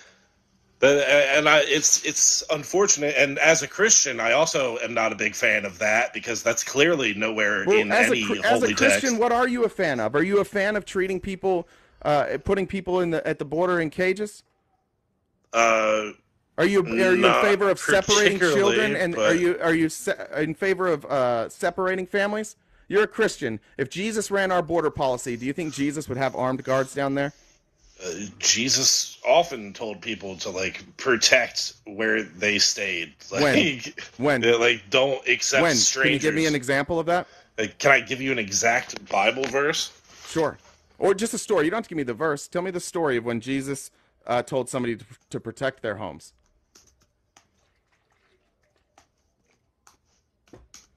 How do you think Jesus would have banned Muslims from countries who, by the way, we've never really had issues with? Do you think Jesus would have banned Muslims from entering our country?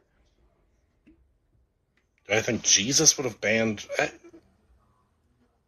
have no idea. These are like, you don't know.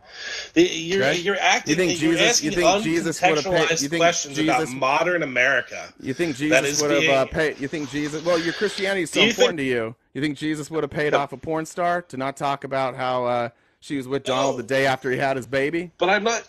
What do you think Jesus would have done? But I'm not Probably voting not. for Donald Trump because of his morals. Like we were just talking Donald about Trump's that. morals have nothing to do with my relationship with God. Like, Ed, so far you haven't been able to nail down a single reason why you're voting for Donald Trump that is based in anything factual. So I gave you an opportunity with Christianity. You can't give me a reason that you're voting for him that actually is statistically but I'm backed definitely up or I never factually backed vote up. anyone because of my religion. I'm never like, it's the Christian moral thing to do to vote for Donald Trump. Ed, respond to what I said. In fact, this only started because I said that's not what you should do.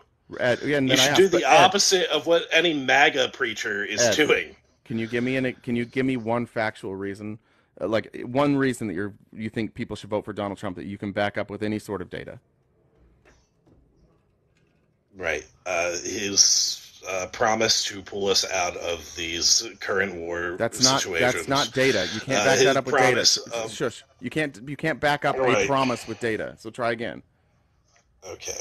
So no, because most people don't vote on data points. I know most people are most people are uneducated on the points, which is what I'm trying to point out to you is that you and what I originally came here for. Ed, are you like a 1% person? Are you like, a 1%? Are you a 1% earner? Not that I know of. No. Okay. No. Do you make over like $10 million a year? No. I don't make over $400,000 a year. You don't make over $400,000 a year. Is that what you said? Right. Okay. Yes. Cool. So that would mean less than. I figured that out. Less than 400 or around 400. Got it. Now, if you look at our country and you look at what's happening in our country, you look at the rich getting richer. 400,000 10 years ago was a lot of money. 400,000 today, not nearly as much money, right? But it's still in the 1%. I understand that. I said sorry, you're right, the 1% of the 1%. But again, Ed, your buying power is getting smaller and smaller. The tax breaks for the rich except for the rich. Their buying power has never been higher.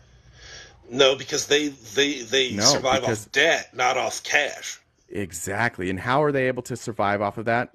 Corporatism, corporate welfare. Corporatism. And who wants to cut their taxes more? Who wants to give out more corporate welfare? The Republicans.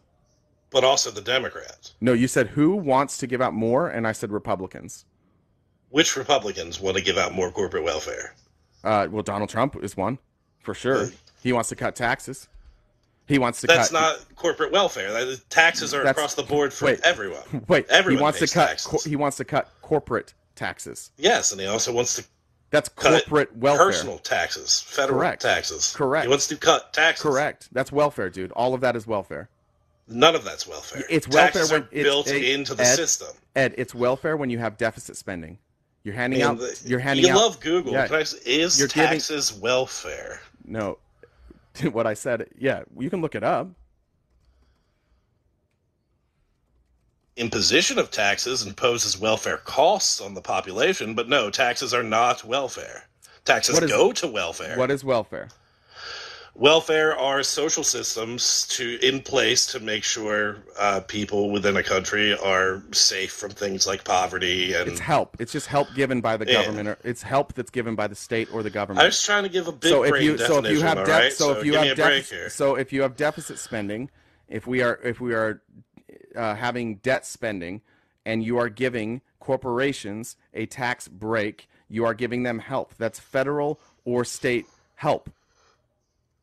Definitionally, that can be welfare. Like I understand that it's not traditionally how we define it. Can we at least not semantic, that this dude? is It's not word semantic. At this point? No, it's not semantic. It's fucking math, dude. If you cut taxes and spend more, you will, number one, the debt will explode, and number two, the rich will keep more of the money. The poor will get less of the money. When you cut taxes, it disproportionately helps rich people and hurts poor people. But the last time the taxes got cut, that wasn't the case. It was the case. And would you like to talk about that? Let's talk about it.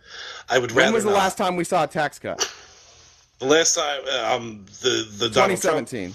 Yes. Tax cut. Okay. And through COVID, where we still had those tax cuts in place, we saw the largest transfer of wealth and the largest gift of corporate welfare ever in the history of our country.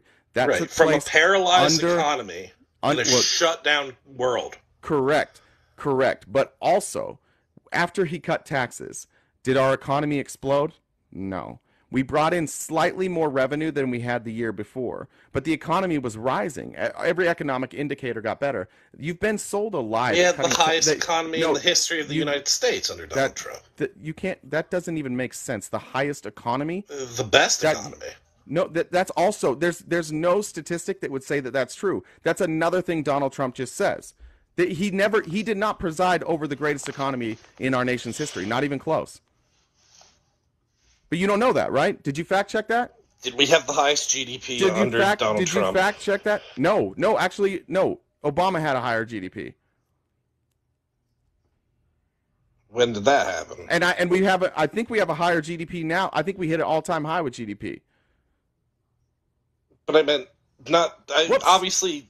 Donald Trump can't have a higher GDP than the future, so obviously that doesn't matter. I'm talking about in the history. Are you talking about year, quarterly? What are you talking about? Year. Okay, let's pull this up.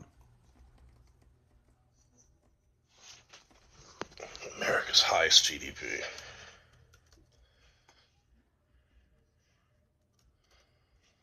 We're talking about growth, right? Not total number? I believe we were talking about either well, if you're talking about total number, then the GDP it's just going to be like whatever president was like. It's going to be Biden, it's going to be Trump, it's going to be Obama, it's going to be Bush, it's going to be Clinton. It's going to rise because of inflation. So we'd have to look at like the percentage, right? The growth rate. Mm-hmm. Okay, so if I can go back 10 years, our highest was, what year is that in? I'd have to pull the chart. That chart's not giving it to me. There we go. Hopefully this will pull it up. Let's see. Wait, that's all. Okay, so far the highest GDP we've ever had has happened under Biden. That was at 5.95 annualized. Trump took office in 2017. His highest was 2.95 for a year. Obama's highest was 2.7, but overall Obama had a higher average GDP growth. Well, that doesn't count because that's factoring in the dip in 2008. That's factoring in him starting at the rock bottom compared to everyone else and bringing it back up. Who cares? It went back up to where Trump had. It went back up to where Trump had, and Trump dipped below that many times. But he kept it back up until COVID. The only factor that ever dropped it lower was entire world shutting down. So we had a big dip in 2016 as we hit like a micro recession, right? Do you remember that during the election? We kind of hit a little micro recession. Do you remember that? Yeah, I do remember. Okay, so our GDP was down to 1.67. Trump grew it for 2 straight years. He went to 2.24 to 2.95. Oh, wait, but that's just because it was the recovery. See, Ed? See how your logic is just only, you don't use your logic equally? No, because then what happened the next year? What happened? But then what happened? Wait, but then what? But then what happened? Obama did not have negative Trump GDP. never went negative. Obama didn't have. Trump did go negative in 2020. Oh my God! Yes, the whole world went negative in 2020. Yeah, and you're saying Obama went negative. The only time he was negative was in 2009. Post the economic. Exactly. Yeah, that was the financial collapse, dude. And the only way he was able to get out of it was giving an unfathomable amount of corporate welfare to everyone. No, let me tell you why his corporate welfare was better too. Obama added strings attached to the corporate welfare. He required that corporate welfare to be paid back Unlike Donald Trump, who just handed that shit out like candy. Have they paid it back? Yes, they have all been paid back, and we got interest on it. Oh, nice. Yeah, did you know that, Ed? No. Sounds pretty fiscally responsible to me. I have to check out the AP on that one. How come Donald Trump doesn't require it to be paid back? Because he doesn't give a shit about the economy. He just knows you'll do whatever he says. You don't know what you're talking about, but you're still gonna vote for that trout. That's pretty good. He sucks, dude. He's an idiot. And you're still following him. And you're getting your pants pulled down here, and you're so prideful that you're gonna leave this, and you're gonna stick with your beliefs. Like, how many times do you have to be wrong before you're gonna be willing to be like, hey, maybe I'm wrong? Like, what kind of pride is this? Where, like, you're so convinced that you're right that you just, like, can't learn anything new. It's not about learning No, new shut things. the fuck up and answer the question. No, this is disingenuous question. Why is it so hard for conservative men, specifically, when confronted with data? I know the answer to this, by the way, because I used to be one. But why is it so hard, when confronted with data, to admit that you were wrong? And if you can't answer it, I'll answer it for you. Please, go ahead. You can't answer it? For me. No, I can't. I'm stumped. Why can't you answer it? I don't know. You need to tell me. That's kind of how you live your life a little bit, right? I think this kind of leads into it. Yeah, exactly. Ed, you unironically just told us the reason you don't believe me and my data is because the people that you just believe didn't tell you what I said. This is why, and I do not mean this as disrespect. I promise I don't. This is just, it's empirically true. If you are a person who follows religious beliefs, you are a person who has been conditioned to believe things despite facts. So it's much easier to take religious people. I don't think that's disrespectful. No, okay, cool. It's not disrespectful. But you need to be aware of that. As somebody who's religious, as somebody who believes in something that you can't prove, I have no problem with you believing that. That's great. And especially if it makes your life better, continue to do it. But you do need to understand that that puts a target on your back, which is why Donald Trump, the never Christian, never been a Christian his whole life, wasn't even really a Christian not when he was voting running for him because he's a Christian. When not voting for. Hold on. Hang with me here. You got to keep listening. You didn't know, so I get to do the explanation for you. Okay, there's no arguing here because you didn't have one. That means when you look at people like Donald Trump, when you look at people like Matt Gaetz, when you look at all these people in the Republican Party who keep getting in trouble, all these conservatives that keep getting in trouble, and they double down on their religion and they get backed up by religious people, it's because of that. When you are religious, and I'm very aware of hold Donald on, I'm not Trump done. No, using I wasn't religious done. people. I wasn't done. When you are religious, if somebody proves to you that your religion is fake, you lose your faith. You have to abandon everything that you believed. So as religious people, and me, I used to be one of them, you build this defense mechanism that it's okay if the facts aren't on your side, because eventually it will turn out that the facts are on your side.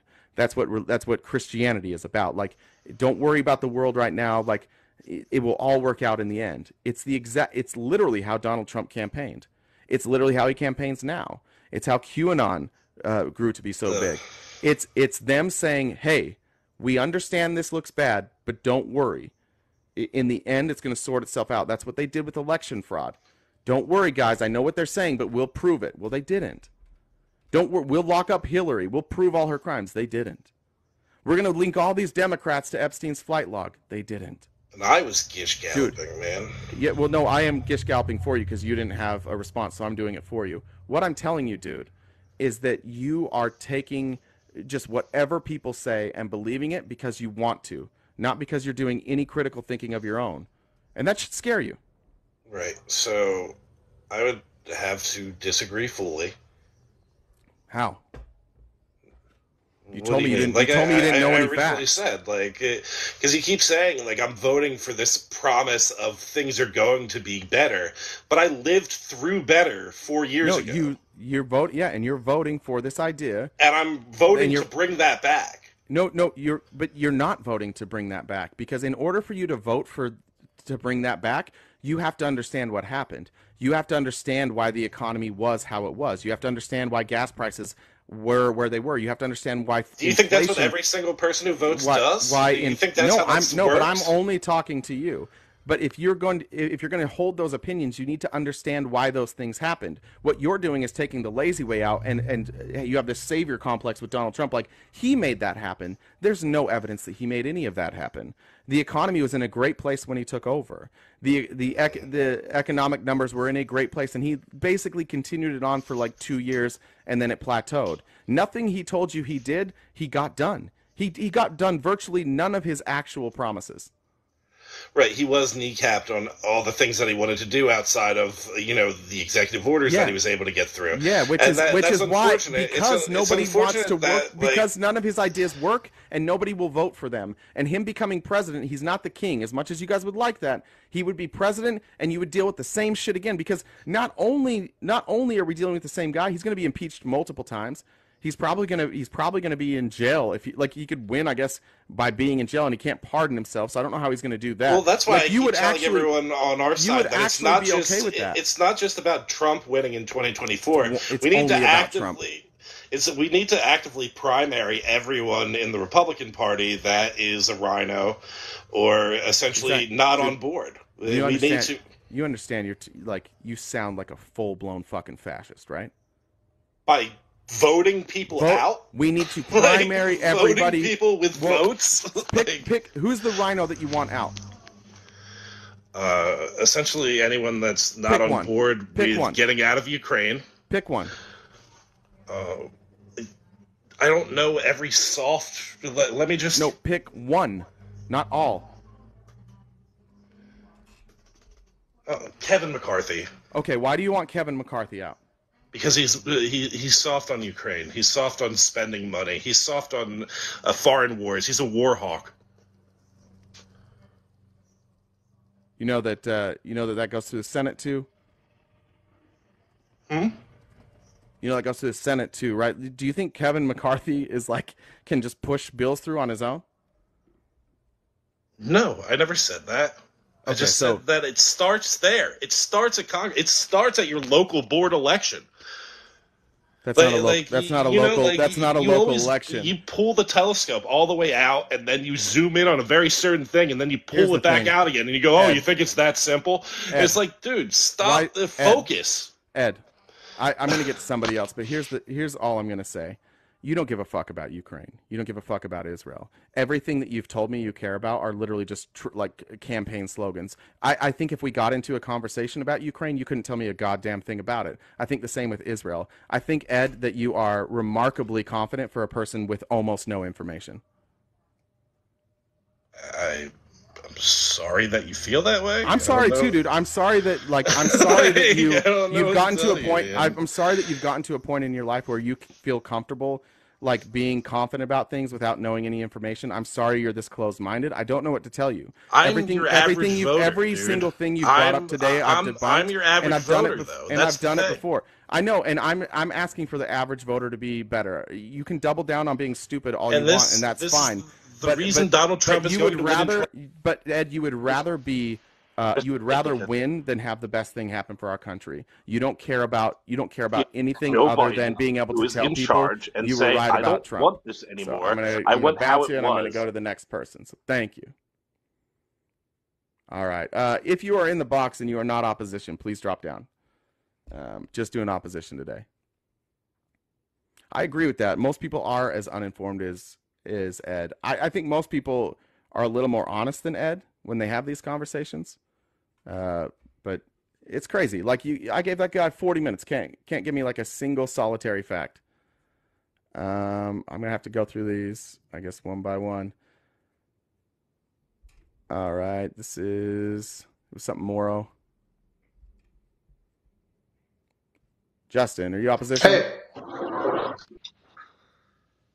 Hey, Justin. Yes, I am. Okay, go ahead. I just want to say, I don't even know what delusion to start with, really.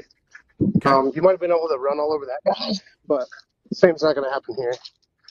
Cool flex. So what do you want to talk about? Let's talk about the oil prices, because you think we're drilling just as much oil in the United States as we were before?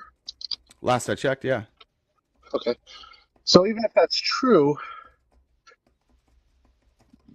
Biden flip-flopped who was being successful. I'm guessing that the Bush family's oil companies weren't doing well enough, so he shut off all of the drilling for the other companies and then What gave drilling companies? rights. What companies? Whatever ones the Bush family owns. Okay, so you don't know. So we can't argue. We can't argue without specifics, Justin. Well, the specifics are that the oil companies that were doing well are not doing well anymore. Which ones? And the ones that weren't doing well are. Which ones? All right, look it up. So you don't know? You're just the same guy as before. You just said like no, I can't walk all over you, and like I researched it. This was okay. Then tell me who you're talking about. Remember all of the facts all the time. I just remember the points that matter. Seems like you can't remember any of the facts except for just a talking point that you heard. Do you want to go? Would you like to move on to something you do know facts about? I don't have a computer in front of me, so I have no way to look things up. Well, but these are facts you know, right? He talked about how he doesn't know math, and all you do is talk statistics that are easily skewed and frequently. You can feel free to debunk any of those. Where do you want to start? Justin, you were listening to me. I wasn't listening to you, so you can pick. But yeah, so like far, you said, so far, there's so many of them. Tough go. Okay, we'll pick one. So, okay, like the Republicans are for tax breaks that only benefit the corporations. I didn't say that. Nancy Pelosi? I didn't say that. Oh, you said Trump. No, that's not what I said. I said that they want to give tax breaks to rich people and corporations. Who's they? Republicans. Have you met Nancy Pelosi? No, I have not. Have you met Nancy Pelosi? Made a fortune off of buying stocks, then making policies that benefited those companies. Okay, but again, how about this I don't like Nancy Pelosi, and I don't think Nancy Pelosi should be allowed to do what she does, and I hope she gets voted out. Sure. Okay, so Justin, now that your whataboutism is done, let's go back to your question. You said we were talking about tax breaks. Ran the Democratic Party shush, Justin, shush. We were talking about tax breaks, and you talked about stock buying. That has nothing to do with tax breaks. So would you like to go back to that? Yes, it does. It's directly involved. She gave beneficial treatment to those companies so they could make more money. What companies? All the ones that she invested in. You can go look at her history of trading. Just one of them would be fine. Just one company that she voted. Just one company, Justin. Justin, you sound dumber than Ed. You got to have a specific at some point. Apple. Okay, so she gave a tax. Nancy Pelosi voted. Hold on, Nancy Pelosi voted for a tax break for Apple. I didn't say that. We're talking about taxes, you fucking potato. You said that she invested in those companies and gave them tax breaks. No, we were talking about tax breaks, dude. You said that she gave them tax breaks in exchange. Because Trump's policy hurt corporations and helped the average person. What? Dude, stop. Go back to your point. Shut up, Justin. Justin, you're actually dumber than Ed. You said that Nancy Pelosi traded. The reason you don't like Trump is because you don't fix your money. Shush. So you said that Nancy Pelosi gave Apple a tax break so she could invest in them. And then when I asked you about it, you said that's not what I said. So would you like to get off taxes and go to a new topic, or are you just going to keep playing whataboutism all day long? You're worse at this than Ed. It's weird that you came in this confident because you're actually worse at this. But I muted you, Justin. You'll need to unmute. You probably have been talking this whole time, but you're muted.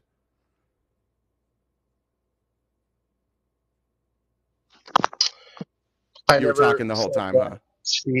No, I wasn't. I knew you muted me. Okay, so remember when we were talking about taxes? I remember we were talking about taxes. And do you remember when you said that? You remember when you said we were talking about cutting corporate taxes, and you said let's talk about Nancy Pelosi, and I said what do you mean? And you said she invested all this money. I said did she cut taxes? And you said yeah, and I said for who? And you said Apple. Remember that? I was talking about benefiting corporations. We're talking about taxes. We're talking about no, Justin, shut up. We're talking about taxes. If you would like, Justin, shut up. We're talking about taxes. If you want to change the subject, we can do that. Fine, let's talk about taxes. Okay, let's talk about taxes. Go ahead. From my observations, Trump's tax policy hurt corporations and helped How so? Poor people. because poor people were getting more money back. Their dollar was worth more. So we're the rich people. No. Well, you Yes. might be. How much do you make a year? It's not relevant, but I definitely. Was that funny? I'm talking about the average family household with like 40,000 to 80,000 in income. Justin, he cut taxes. Justin, he cut taxes at the same rate for the rich people and the middle class. And which of those tax cuts expired? Did the middle class one expire, or did the one for the rich people expire? I'm telling you, I prepared taxes. I asked you a goddamn question. Jesus Christ, man. Which one of those tax cuts expired? Yeah, that's what you do. You try to bully people around and push them to where you want them to go and not where they're trying to go. Which one of those tax cuts expired, Justin? Which one of what tax cuts? He had a tax cut for the middle class and one for the rich. Which one expired? None of them. No, the one for the middle class did. Read something, dude. There was an expiration date on the tax cut for the middle class, but not for the rich. Whoopsies. Okay. So would you say that it benefits? So would you say that benefits rich people, poor people, or middle class people? Would you say that giving away billions? Answer the goddamn question without a question, Justin. My question. No, I answered first, and then when you're done answering questions, you can ask one in return. But stop answering questions with a question, dude. Well, why do you always get to choose the question? Shut the fuck up and answer the question. I got a full box. I'll just get rid of you if you're gonna cry. Answer the question. What's the question? Answer the question. What's the question? When the tax cut expired on the middle class, but not on the rich people, did that benefit the rich, the middle class, or the poor? When the tax cut expired on the middle class, who did it benefit? Well, nope. You missed the question. It didn't. When the tax cut expired for the middle class, but not for the rich, did that benefit the rich, the middle class, or the poor? Well, of course, it benefited the rich. There we go. So 1-0 RTP. You want to go to the next thing then? Because what you said is it benefited the middle class and the poor more. But now we agree you were wrong about that. You can go on to your next subject. But you were wrong when you were talking to him. Go on to the next thing, whatever you want to talk about. We're not talking to Ed right now. Why don't you like Trump? What's your number one reason? And I want to hear the correct answer. My number one reason for why your sexual preference. My number one reason, my sexual preference is your mom, and the number one reason that I don't like you like dicks in your mouth. Your mom? All right, so you're just like homophobic. You're just like you look like this, and you're gonna like attack bro. You've made like two, dude. 1993 called and they want their gay jokes back. Fucking hilarious, dude. But I can tell you why I don't like Trump. My question is, why do you like him? Do you want me to answer first and then you can answer? I actually don't want Trump as president, but I sure as hell don't want Biden. Sure. So if it was Trump versus Biden, you're voting for nobody. Biden. You're voting for Biden? Yeah, why not? You fucked up our country so bad. There you go. Let's do it Justin, more. We might as well Justin, why do you have this much? Why do you have so much confidence without knowing anything? I'm going to ask you the same question I asked Ed. I know all kinds of stuff. What do you know, Justin, about politics You're just not specifically? Asking relevant questions. What do you, Justin? I've asked relevant questions. Now you're mad at the questions, bro. Nobody here thinks you're smart. You're just dodging questions and trying to like sound smart. Nobody thinks you're smart. Okay. Okay, so do you want to tell me some more things I was wrong about? By the way, 1-0 RTP, just to keep that score up here. Did you say something about the unemployment rate? Like we have the lowest unemployment ever? We had it's a little bit higher now than it was, but we have lower unemployment under Biden than Trump. Okay, why do you think that is? Because that's what the unemployment numbers tell us. Because of inflation. Everybody, they don't have a choice. Food stamps aren't going to cut it anymore. Food stamps ain't cutting it, man. Proven history. You give people handouts, why would they work? And now they can't afford the groceries, so... Well, then that's a win. That's a win. That's a win then. We got more people working. Yeah, that's a win. Except for the Democratic Party is historically for giving people food stamps that don't actually need them. Sure. And your data for that would be? Look around. Look around. My data is look around. Yeah. Dude, this is silly. So 2-0 RTP, because you didn't know the unemployment was lower. That's 2-0. And now the data that you bring into the table is look around. No, I knew Well that you done. said that What's your earlier that next? What's your unemployment was next lower. point? It is lower. Yeah, that's what I was going back to. You said it to the other guy before me. Yeah, you said I was There's wrong a about reason that. I was why it's right. lower. Can you have any data to back that up outside of look around? No, the data No, is the of course groceries. not. Of course The groceries cost 30% more, and food stamps didn't go up. That's the data. And what Biden policy made the grocery prices go up? Oh, he's gone? He just ran?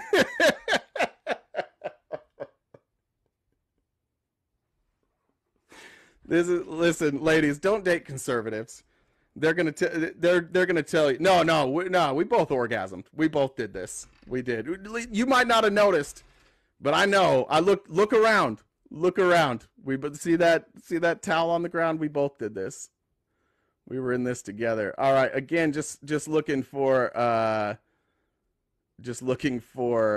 opposition in the box. Z-Pack, you were next. This is terrific. We're selling potato mashers.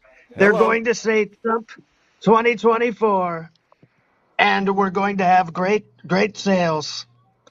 Great sales. We've done a great job with the potato people. Listen to them. They're crazy. I've got more cases than Snoop Dogg, but these guys are crazy. They've got a lot of people. They got a lot of people that have potatoes. W potatoes. Thank you, Mr. Trump, for the love for the potatoes. I appreciate that. We love potatoes. Anything else you want to tell the people today? I did want to ask you actually some questions. Do you have a minute? Absolutely. Yeah, Okay. I've got about 1 minute. Okay. Now there's an Australian billionaire with hair that's worse than yours. He says that you used to parade Melania around in her bikini to make people jealous. Is that true? Well, yes. Actually, what we did is we had Melania. Well, actually, I have a Speedo. They call it a Speedo. And they put it on me, and I ran around, and everybody thought I looked so good. And Melania, she ran away. When she saw me in the Speedo, that's why she's not here. She ran away. She went to, they say, Walmart. That's what they did. And she never came back. It's so true. This is devastating, Mr. Trump. It's a devastating thing, but we're coping. That's why we're so angry. Good. But I've got to go. Yeah, you I've got trial. go. Well, I've got to go because Jack Smith is calling. Okay. Tell Jack we said hello. I'll be back later, maybe. Appreciate it, Mr. Trump. Thank you. Good to have maybe the former president here, Mr. Objective. That's a really good. That's probably the best impression I've heard on here for sure. He's got the lingo down. That was good, Mr. Objective. Welcome. Thank you. Yeah.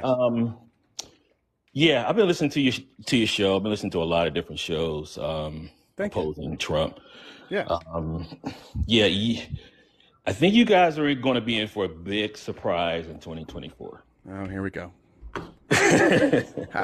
It's weird. Like I say, here we go, because it seems to be like this is the Trump thing, and it has been since he started. It's always you're gonna see, it's coming. You don't know what's gonna hit you, and then what hits us is just like orange turd after orange turd after orange turd.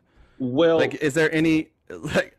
It's a weird thing to debate, but I guess you can make your case for why we're not gonna see what's coming. Well, one thing that you're not going to see coming is a big influx of African American and Latino voters. And you're basing that data on what?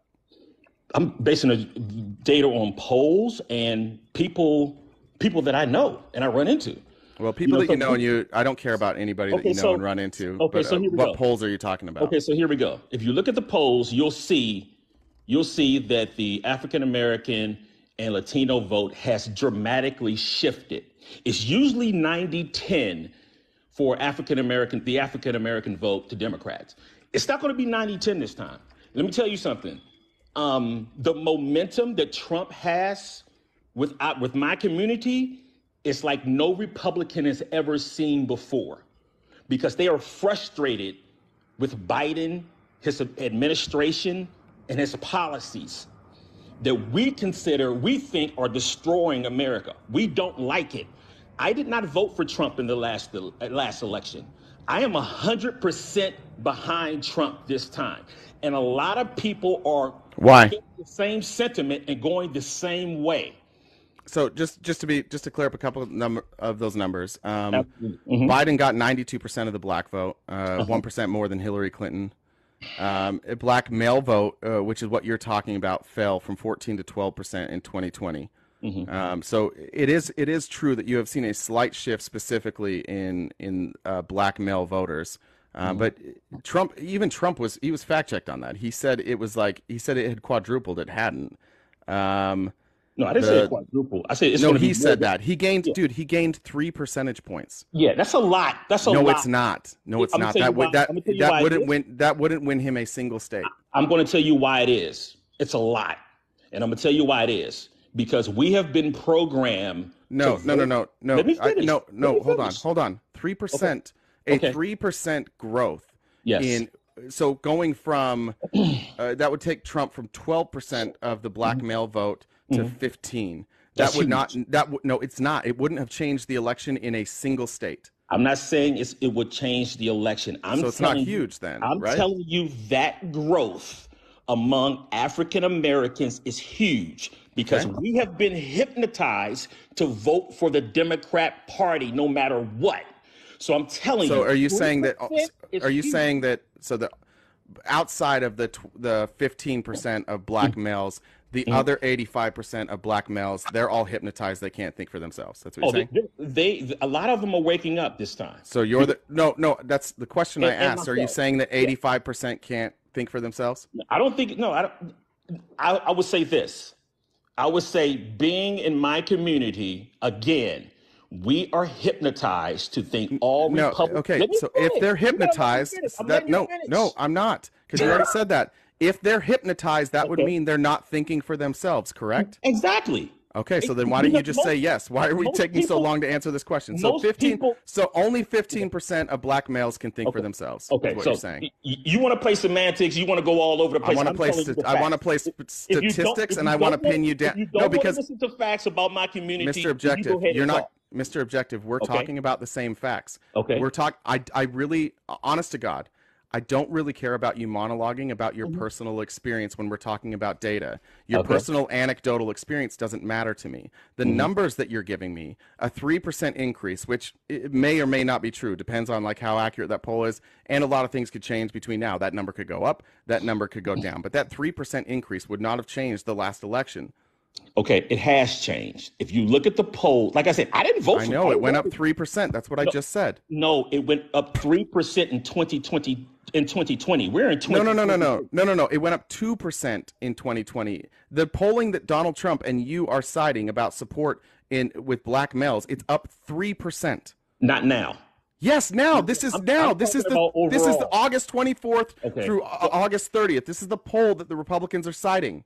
I just saw a poll the other day and it was totally different. And I'll look it up right now because I have it. While you're pulling that up, can you point to anything? Can you give me an argument for Donald Trump that does not include the word Democrat? That does not include anything about Democrats? Can you tell me why you're voting for him without saying Democrats? Absolutely. Okay, Number one, the border crisis. We've never seen it before. And it's affecting inner cities. It's affecting services that affect inner cities. And Trump would fix that how? Did you see the border when Trump? No. See, we were at all time previous to COVID. We were at all time highs on border crossings. It looks, if you look at the graphs. Hold on. People were trying to come over. No. Hey, Mr. Objective. Previous to COVID, like end of 2018, 2019, we were at all-time highs at the border crossing. We were normally around like 40 to 50,000 a month. We were up, I think, around 160,000. Then COVID happened, and it basically went to zero. Okay, so for a lot of reasons. Number one, we didn't have jobs. Number two, we didn't have like transportation, and number three, we had Title 42. So but if you look at the graph, it was going like this. Then there was a huge dip with COVID, and then when it picked up, it was like this.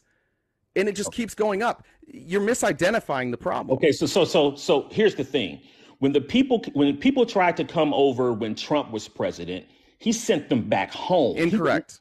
That is not incorrect. It's incorrect. What policy made them? No, what policy? What are you talking about? What do you mean? What the policy that we already have in place? What policy? What's it called? Don't follow. It's a process. What's it called? It's a process that you need to go through. Okay. So if you look, you can look up the numbers right now. What's it called? I'm telling you this. You're talking about remain in Mexico, right? What did the remain in Mexico policy do? Okay, so let me ask you a question. How many? No, Mike, dude, I just asked you a question, Mr. Objectivity. Objectivity, right? It's in your name. I don't know the policy. What? I don't know the policy. So then how the fuck are you sure about it? How many people came? No, how many, shush. How many illegals came over? Hold on, president? shush. Because this is the problem with you. Okay. This is the problem with you. Problem. No, this is the problem with your way of thinking. Okay. You're just repeating a bunch of. I'm not repeating anything. Yes, you are. I live next to a border, so I know. So do I. So do I. What border do you live next to? The Tijuana border. Okay, so you live in California? San Ysidro. Yes. Okay, and I'm in Arizona. Yes. I'm down at the border all the time. I have property down in Tucson. Okay, so then you know if you're at that border that they didn't change the policy. Okay, so this policy changed? Because I go. I don't care about anecdotal experience. What policy changed? It's no anecdotal. Why are you? Then what policy changed? Because I'm asking specific questions. You won't let me talk. You're doing what? You're doing what, Mr. Objective? You're doing what? You're doing what? I'm asking you a question. What policy changed? I said this is what I'm telling you that happened. Okay. That's not what happened. What policy changed? Okay, I'm gonna say this one more time. Right. Well, if it's not what policy changed, then we'll move on to a different topic. If you don't know what changed, then how can I care about what you're saying? The policies have not changed. We've had the same when Obama was president. We had the same policies, but Obama and Trump enforce the same policies. No, you cannot come over here. Let me finish. You have to wait in line and do it correctly. Biden that policy is still in place. May I finish, please? No. Okay, see, that's what I mean. That policy is still in place. When somebody comes up here that actually challenges you, you don't want to let them talk. No, I don't care about your opinion. I don't care about your opinion if you can't back it up. It's fast. Well, I'm asking you. I'm literally letting you talk, and I'm asking you to back up your opinions. Okay, that's all I'm. Every time I've interrupted you, it's to ask you to back up your opinion with some sort of data. I'm letting you control this whole conversation. No, I'm not. I just demand that you use data. Okay, so here's the thing. When Biden was president, the Border Patrol agents have been instructed not to do anything to let them over. Prior to Biden being president, that wasn't their instruction. Who instructed them to do that? Their instructions were. I've talked to border agents. I go to the border once. No. So have I. My friends to arrest these guys like they were in previous administrations. Where was that? Who made that order? And in what are the conditions for them to arrest somebody that they used to? That's coming from the top. That's coming from. I'm asking you a question, dude. What situations did they used to be able to arrest people for that they're not allowed to arrest people for now? The same policies that we have in place today. But when you get something from the top that says, no, don't do it. At some point, you've got to say something specific, dude. At some point, you have to say something specific. Okay. What specific instance were they? No, I'm in the middle of asking you a question. Okay. You asked me the same question. What specific time? Like, when were they told, like, in this instance where you used to arrest people, you can't arrest them now? When Biden took over. No, what instance, dude? A specific instance. Okay, I'll ask the question in a more simple way. Okay. Somebody's coming over the border. You said we used to be able to arrest them, but now we can't. Is that in all cases or in specific instances? I'm sure it's specific instances. Okay, what are those specific instances? I guess when they're not seeking asylum, or even if they are, like I said, Trump was sending them back. Wait, you guess? Okay, so let me ask you a question. Guess? Can I ask you a question? No, I'm not done. You can ask me when I'm done. Okay. You guess? This is amazing. You guess? Go ahead. Well, Mr. Objective, like you are being entirely subjective with everything that you say. You're trying to change the narrative to fit you, but when I'm try to speak, Mr. Objective, this is not a narrative driven. This is not a narrative driven live. I don't have a narrative. This is your narrative, and I'm asking you to back up your narrative with data. I have no narrative. Okay, I have not narrativized anything. Okay, Only this you is what have. the data I do have. Let me ask you a question. Thank you. Are there more illegals coming over here now than they were 3-4 years ago? Certainly. Yes. Okay. So we can agree to that. Yep. Okay. So we can. I already said that, by the way. It's more coming now. Okay. So we can agree. Who's the president? Biden. Joe Biden, right? So Yep. that's under his umbrella. Correct. And people do not like it. Again, Agreed. It's taking services Agreed. away from the inner city. It's putting a strain on our social services. People Agreed. do not like it. Agreed. Okay? So how do we fix it? He can stop it. He How? has a way to stop it. How? Biden has a way to stop How? it. Tell him not to come over. You're not Kamala welcome. Harris. Just like Kamala Trump Harris did. said, "Don't come." Kamala Harris, come on, please, man. Biden said before She was the one. She was the one Biden assigned. She said, "Don't come." When Biden what's Trump going to do differently? When Biden ran for office, he gave an open invitation to come. You're welcome. No, he said didn't. that. What are you man. talking It's about? on tape. It's on. What did he it's on say? tape. Huh? What did he say It's not specifically? hearsay. He invited them. Jesus Christ, Mr. Objective, calm the fuck down. I said, calm the fuck down. I said, what did he say? I didn't say hearsay. I'm asking you to tell me what he said. He basically said, I don't remember his basically. exact Here we quote, go but again. Narrativizing again, Mr. Look, Subjective. I didn't come up here to lie to you, man. I came up here to tell you the I don't truth. think, So in all honesty, Mr. Objective, I don't think you're here to lie, but I don't think you would know the truth from your ass. I don't think your narrative is built on anything other than your own feelings. Okay, so you have no data so far to back up a single solitary thing you've said. All you've done is exactly what I said at the beginning of this live, is that MAGA people come up here and they complain about Joe Biden, and then when you ask them what the solution is, they have no idea. It's blame. You won't let me. Here's the data. Thank you. Biden's approval rating is the worst since Jimmy Carter. Okay, well, we're talking about the border, so that doesn't matter because we're talking about the border. So his approval rating is in the trash can, and people. It's not in the trash can. What is it? You can bring up what is the current approval rating? Okay, so you can bring up any data. No, I'm just wondering if you know what it is. No, what is it? What is it? What is it? What is it? No, what's the approval rating? You keep cutting me off. Because I'm asking you for specifics, Mr. Subjective. I'm about to give you some specifics. Are you going to let me talk? Yeah, if you'll give me numbers, sure. So here we go. This is the bottom line.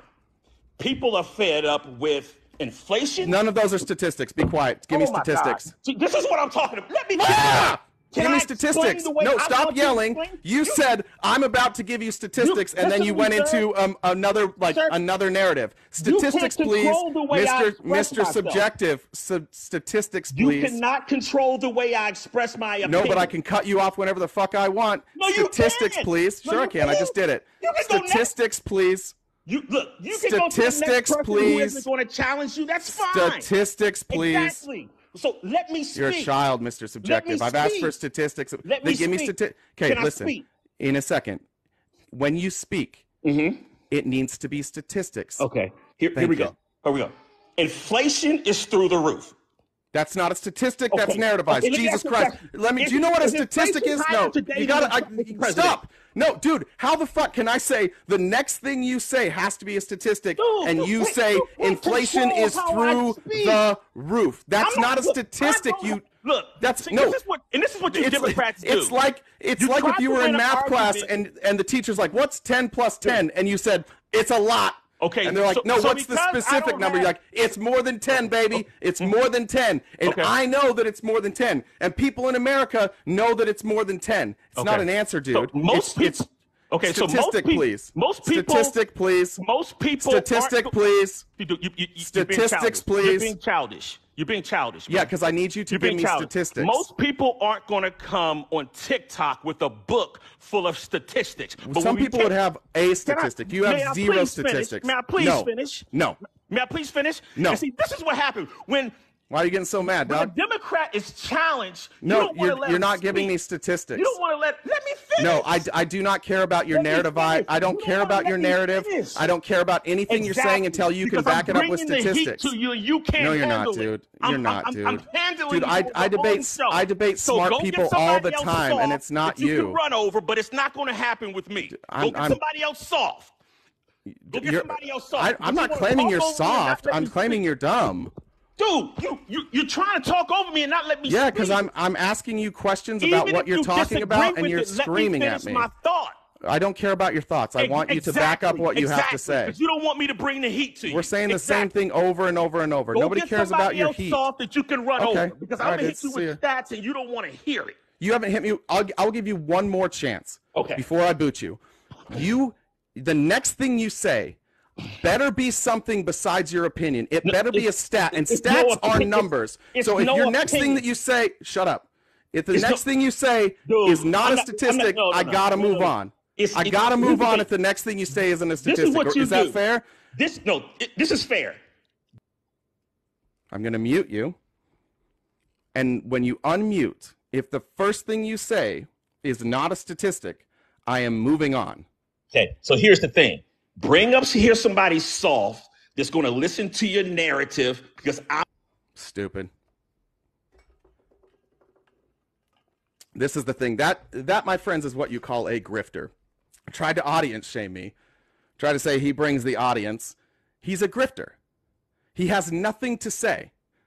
He wants to stand there and speak for the black community for some reason. He wants to speak on his personal experience, which, if you guys have been here before, I don't care.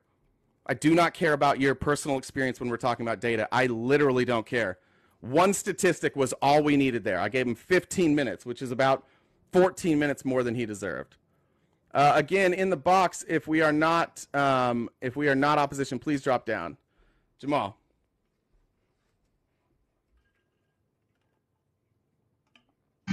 Hey, what's going on? Hey, Jamal. Are you opposition?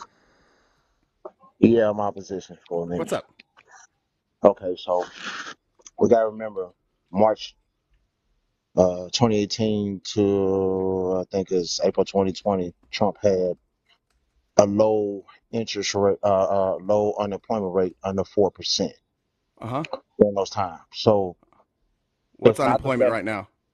Right now it's at 3.3, something like that. Okay, I think it's a little higher. I think it's like 3.6 or 3.7. Something to that effect. Yeah. So, but we also got to remember that the fact that as far as the way things happen caused the situation where unemployment rose. Now it rose at the end of his term frame and it went up 1.6, which made it at some point, I think it jumped up to like his high was 6 point. His highest was 6.3%. Something like this, something like 6.3. When he left, he left office with 6.3%. 6.3. So, but because we also remember that what happened with the COVID situation and how they handled that situation caused a problem. So that's the situation that we're looking at. Correct. As far as this situation is concerned now, the reason why they have a lot of opening job performances is because still we're the only country that has the lowest rate due to the fact what Europe has done as far as I can't think of the word of it right now, but it caused a problem, which caused us to be able to lower our inflationary situation with major opening jobs. But we also, with the fact that what Trump did as far as tariff taxing, that kind of caused a problem. I honestly can't figure out what you're saying here. I'm really trying to follow you. I appreciate you using statistics, but I'm really having a hard time following what you're talking about. Okay, so let me go back to let's go back to the black vote. The dude was trying to tell you why the black vote is the way it is, and he really didn't discuss it very well.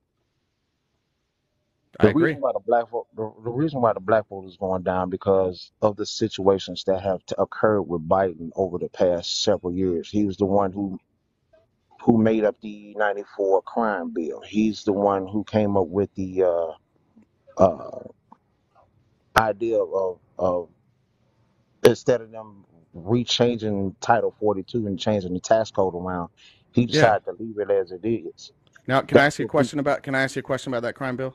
Because I agree with that, and I think it's fair criticism of Joe Biden to be criticized for that crime bill. Taking out historical context that a lot of people supported that crime bill, it's still fine. It's still fair criticism to to go after Joe Biden and everybody else who voted for that crime bill. That's fair. Correct. Some of the issues in that crime bill that I particularly had problems with were mandatory minimums, specifically for like weed dealers, right? Right. Yeah. Did you know that Donald Trump is advocating to return mandatory minimums to Yes. undo the work that's been done by social justice advocates, and he wants to Yes. put people back. He wants to do mandatory minimums again for marijuana, Yes. I've heard and that. he wants to reintroduce stop and frisk. That part didn't. That part I don't remember hearing. The things Donald Trump is advocating for would disproportionately affect poor communities and black communities all over this country. The stuff he's advocating for is a bigger police presence in all of these communities. He's basically running on the 94 crime bill while you're saying like, oh, Joe Biden 94 crime bill. He's running on like reintroducing big parts of that. But did you also know that during his term, he freed a lot of African American people, like 20,000 Yeah, look, during his term. he put in some good legislation, but the fact that he can't really tell you what that like there's an interview of him, I can't remember that lady's name that she had done like 20 years in prison for marijuana possession, I think with Right. intent to sell, right? Right. And he commuted her sentence or pardoned her, I can't remember. But then he was interviewed and they asked about the laws he's advocating for now. The laws he's advocating for now would have put her in jail. The very thing he pardoned her for, he wants to do again. I don't think he gave a shit about that bill. I think that his daughter pushed that, and I think that's why it got pushed through. But whether he liked it at the time or not, he doesn't seem to like it now. Yeah. I mean, like I said, I'm not gonna say that there are some things that we all look at it. And like I said, everybody's talking about Project 2025. I'm gonna get the book. It's on its way, so I'm gonna read it. Sure. But I You can mean, just read it online, actually. Did you know that? no, I didn't know that. Yeah, there's lots of places you can read it for free online. If you want to shoot me a DM after you're off, I can shoot you a link. You can actually get Okay. the whole thing online. Okay. So I But mean, that's the thing. Like, do you think it makes more sense to oppose Joe Biden for the 94 crime bill or oppose Donald no, I think when I Donald think Trump is proposing like some of those exact same things now? Which one I doesn't it think make I more think what sense to oppose Donald Trump? I think my no, I think my problem more is with this Reduction Act bill, the infrastructure, Inflation Reduction Act? Inflation Reduction Act, right? Sure. What's your I issue with think I that? think I think the reason with that is because most of the things that he said are supposed to start, as far as Biden was concerned, it hasn't started yet. Hmm. And then he was talking about supposed to reduce the deficit by I think $1 trillion or something in the first year, and in fact it ended up increasing like 1.7. So that was the problem that I had with it because it was a situation, a systematic situation that I didn't understand. If we were supposed to deduct the inflation, why they didn't increase it? So it's kind of like they spending more money to try to harm us to a certain degree, and the more who gets hurt the most is the middle class. Well, Not, we did see inflation come down, right? So inflation reduction. Now, I agree with you. I think that act in and of itself, like it wasn't terrific, but you also have to remember how these things get through. This isn't like Biden presented this and then it was just law, right? You have a right, Republican Congress, and right, you have a small majority of Democrats. This was bipartisan. This was pushed through Congress, pushed through the Senate, and Joe Biden signed it. So there's a lot of people in both parties who agreed to this, and what he signed and what he proposed are totally different, because the way that this works is once it goes to Congress, everybody gets to add in the stuff they want spending for. They'll argue to cut spending in certain places. right, right. You better believe, in order for that to pass through the Republican House, it absolutely had to have Republican spending. So True. the first people who passed that were Republicans, right? Correct. Yeah. So it would probably be a little unfair to say like this is a Joe Biden thing. But again, I actually think the Inflation Reduction Act is poorly named. It's not going to do much to fix inflation. But let me ask you this: like, are you from what are the demographics like in your community? Like, wealthy people, middle class, upper class? Most of them are middle class and poor people. Middle class and poor people. Okay, gotcha. So then everybody around you is struggling, right? Correct. Yeah. And who's not struggling? Huh? Who's not struggling? Well, of course, the rich. Yeah. So when Donald Trump is campaigning on this idea that he's going to police poor neighborhoods more, and he's going to cut taxes on the rich. He's going to cut welfare programs. Do you think he's really advocating for anything in your community? Well, let me. Well, no, I'm gonna say that Probably no, but not, right? but probably not. But here's the reason why I say he's trying to do that. With the crime rate that we have, and that people are systematically uh, put forth as far as like Black Lives Matter and stuff like that, Sure, who tend to do damage to the community that they say that they supposedly support, sure. and the situation that causes us to have to pay for the price for those who do damage in our community. Hmm. Yeah, if you have to police that area because of that, that's why he's doing that. I'm not saying it's nice and it's perfect, but No, I'm but you've got understanding to be aware of how over policing affects communities, right? Like it does have a the problem. more police in Yes, your community, the more crime they're going to catch, regardless that of is like correct. how much crime is happening, right? That's correct. Yeah.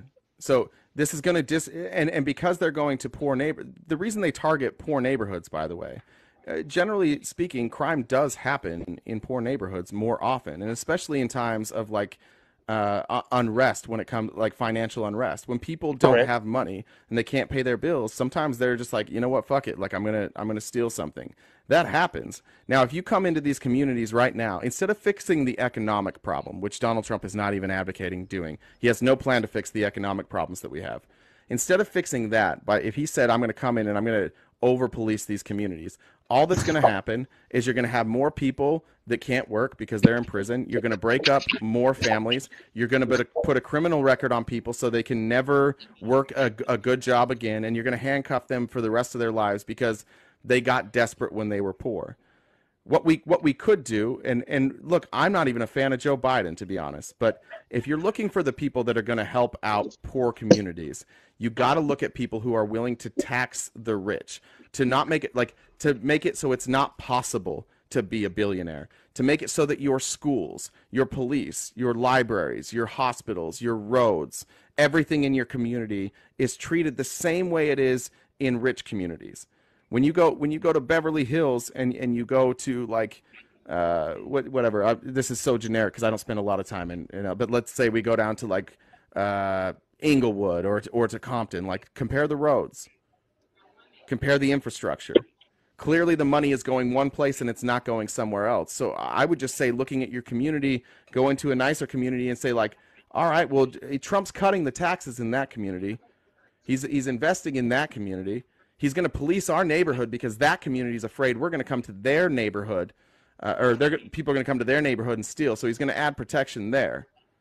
Everything about the Republican Party is in response to rich people losing their grip. Okay, so let me make this statement real quick, and then Sure, I want you to be able to bring some other people on because I want to hear some other people debate. But here's the sure. thing: when we talk about uh, inclusion, we Hmm. talk about people who getting banned out. We have to also look at. I know I can't blame all this on Trump. I can't blame it all on Biden. So let me kind of put this out there. But we have to blame the people in our Congress. That's the main problem that we have. And because those people control the purse and policy, those are situations that we have. Most of the time, when it's like the Democrats had a full House and a Senate, even though they didn't have the majority, super majority, they had enough to where they could vote certain stuff in, and they didn't do it. And then there are things that we depended on them to do, and they came up with other ideas and ideology, and that Wait, was the did you say problem. that the Democrats had the majority? No, no, I said they didn't have the majority. Didn't. Okay, gotcha. Okay, keep No, going. they Sorry. did, even though they didn't have the majority, they still had enough to where they could have voted some stuff in when they controlled the House and the Senate. The Right Democrats. now, Yeah. Okay. right now we have a situation where we got a split down, and there's some people who look at the situations that we're in and saying, well, we need to change certain aspects of our government control. And that's our problem. We got too many people who are in office who are not supposed to be there right now. We need people who have sensible understanding, and we don't have it. We keep voting the same people in, and we keep giving the same results, and then we fight amongst each other, and this is our problem. So I appreciate what you say. I do think that it is. I think what you're saying is correct in that we do need to be more careful about who we vote in.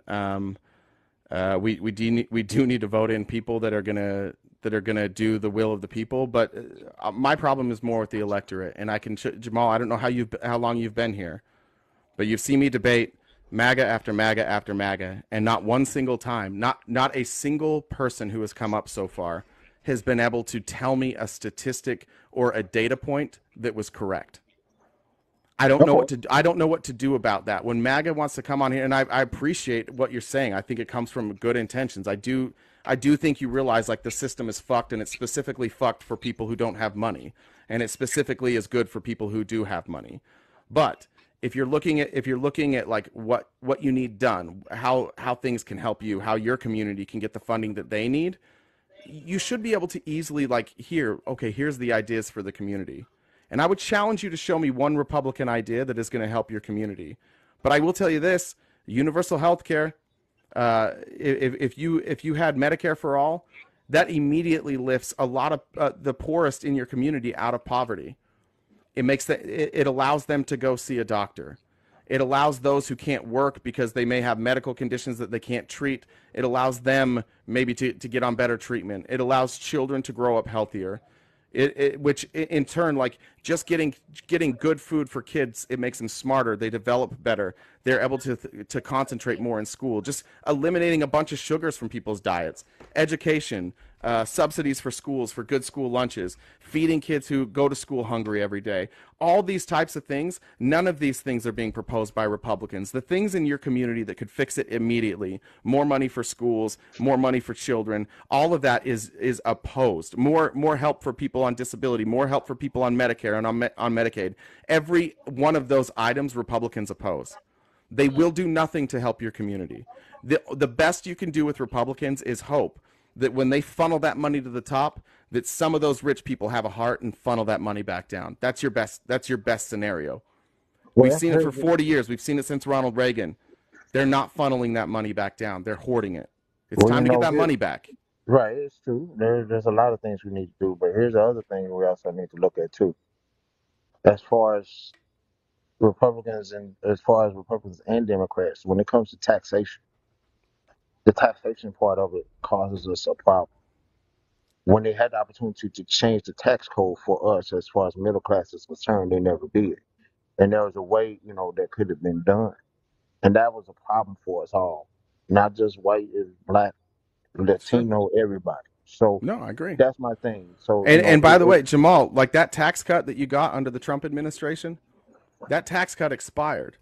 But the tax cut for the rich people didn't expire. So just remember that this Donald Trump guy, he's the one that set up that tax break that expired for you, but not for rich people. Correct. Just remember that. That's the guy. So before you go, I don't know how you're going to get a tax cut through. Like, for whatever you want to say about Joe Biden, how the fuck is this dude going to pass a tax increase? It's never going to pass the House. Right now, it wouldn't. But I mean, when you had the opportunity to do it beforehand, they never pushed it. So that was the only problem I have with it. But other than that, like I said, I ain't gonna stay on long because I know you got some other guests to come in. But I appreciate your time. Appreciate your understanding. Yeah, the wealth tax is a problem. Yeah, with everybody. come on. Yeah, come on back. Hang around for a bit and come on back another time because I want to tell you, like, there's a ton of things Democrats did. There's a ton of stuff that they're trying to do to make our lives better. And I'd love to talk to those about another time. But come back again, Jamal. All right, my man. Have a good one. All right, be well, man. We'll see you. All right. Next up was Nino D. Nino, you opposition?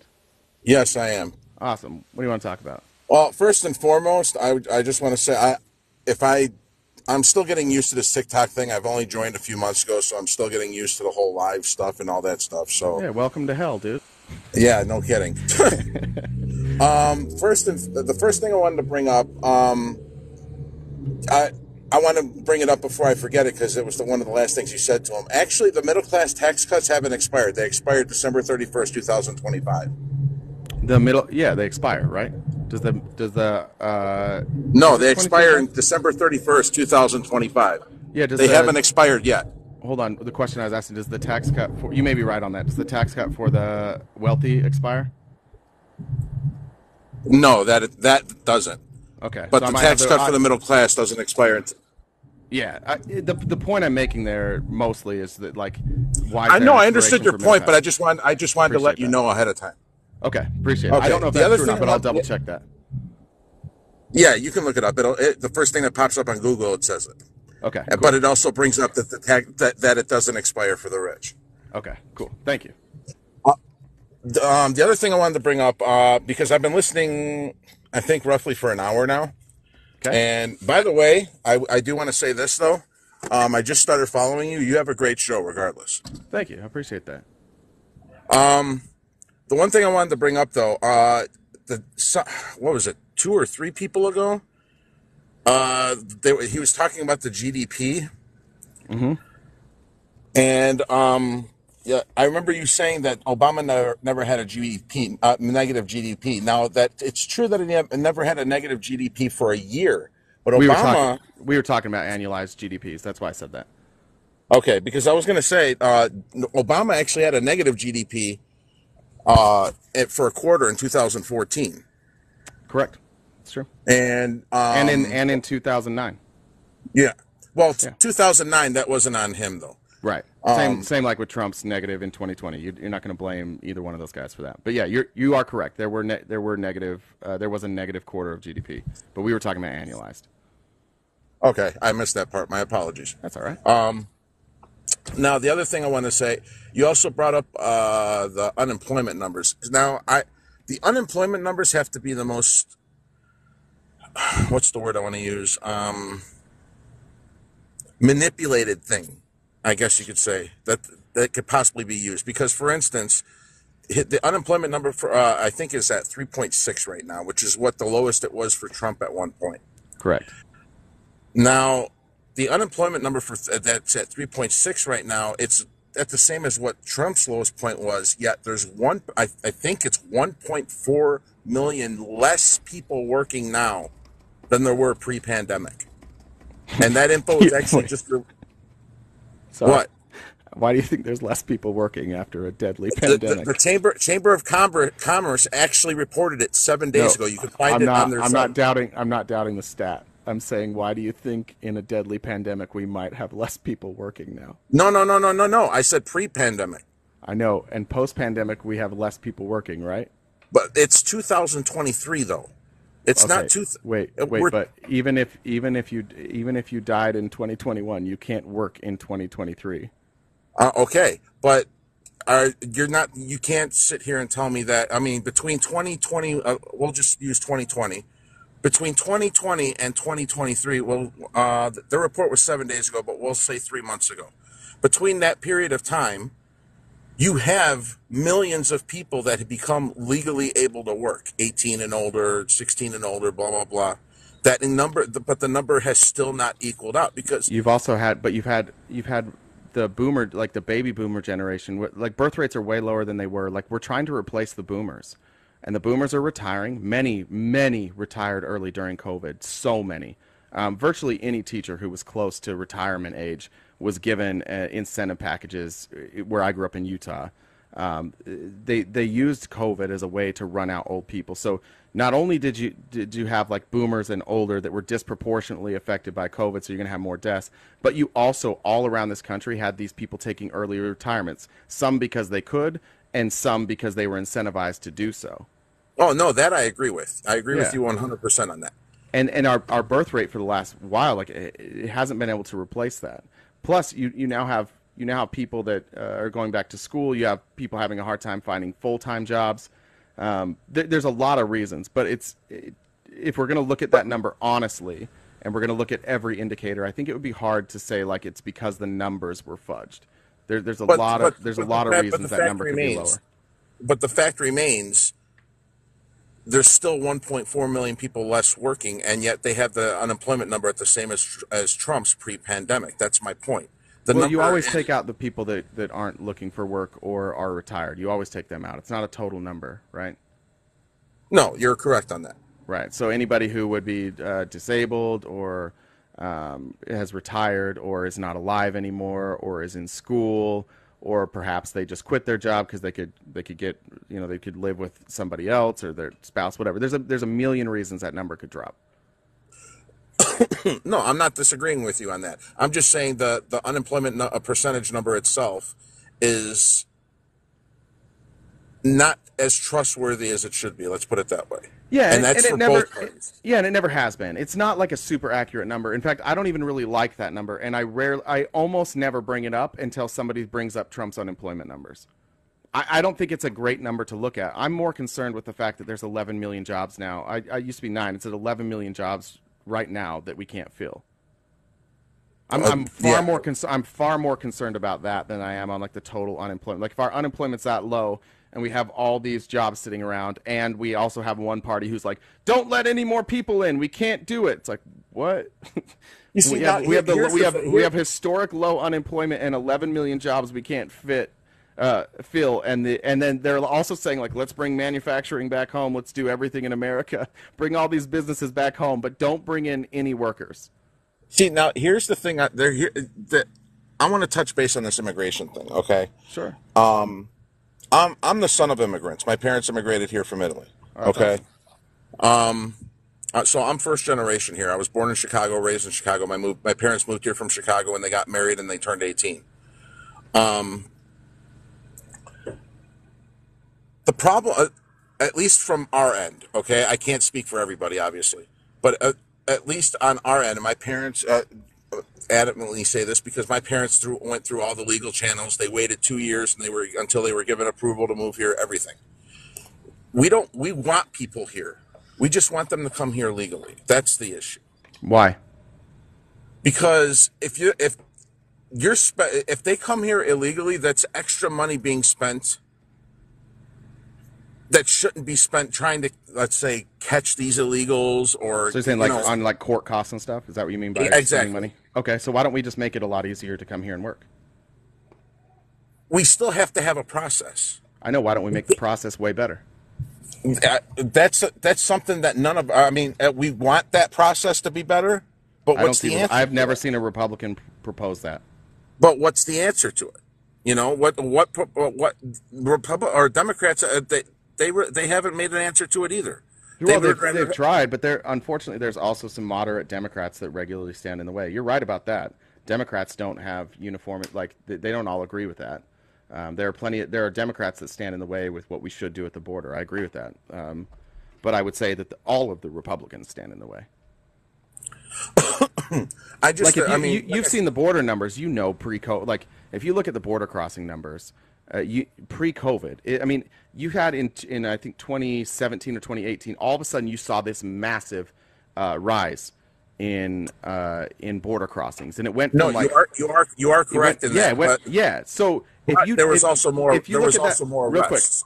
I understand, but if you look at that chart and you cut out the COVID years, right, and piece it back together, it's just going to look like this. There's no dramatic change from Biden to Trump. There's none.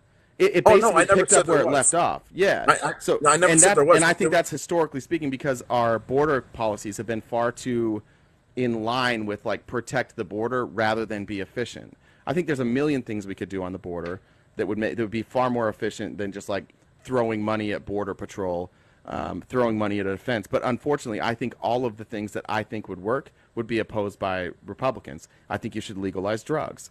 I think that drugs should be legal in this country. That gets rid of so much of the illegal traffic that's coming across our border. It gets rid of not only the big cartels, but also the low-level people that try and sneak it over on their backs to make a few bucks. Takes care of that. I think that if you had a work visa program that was easy, not necessarily that the people even have to be granted citizenship. Make it hard to be a citizen. That's fine. I think it's okay if somebody's here that they might have to pass a test to vote. Fine. I don't care. But make it easier for people to come here and work.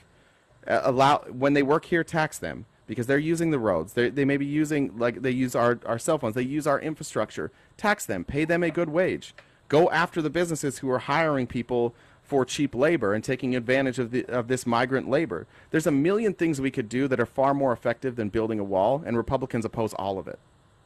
I will say this, and I agree 100%. Corporations are greedy as fuck, and I don't know answer we could possibly make to actually to curb that. Here's my answer. Every dollar after $10 million that you make, 90% of it the government takes. But the government won't do that. And you know why? Because you have too many of them on both sides. You have too many of them that... But what the chances of us getting to that point, like if you like that idea, there is a 0% chance of us getting there if you continue to vote for conservatives. There's a much better chance if every Democrat was primaried by a progressive, and if we got progressive control of the House and the Senate, we could have that within 4 years probably. But but voting for Republicans will get us further away from that. Every vote for a Republican at this point is getting us closer to fascism and further away from fixing our problems. Let me ask you this. Have you ever been to Chicago? I just to visit. I lived in the Quad Cities, so I was in Chicago sometimes, but I never spent more than like a couple days there. Okay, what do you think of the Democrats in Chicago? It depends on what you mean. Like, it's kind of a silly argument, honestly.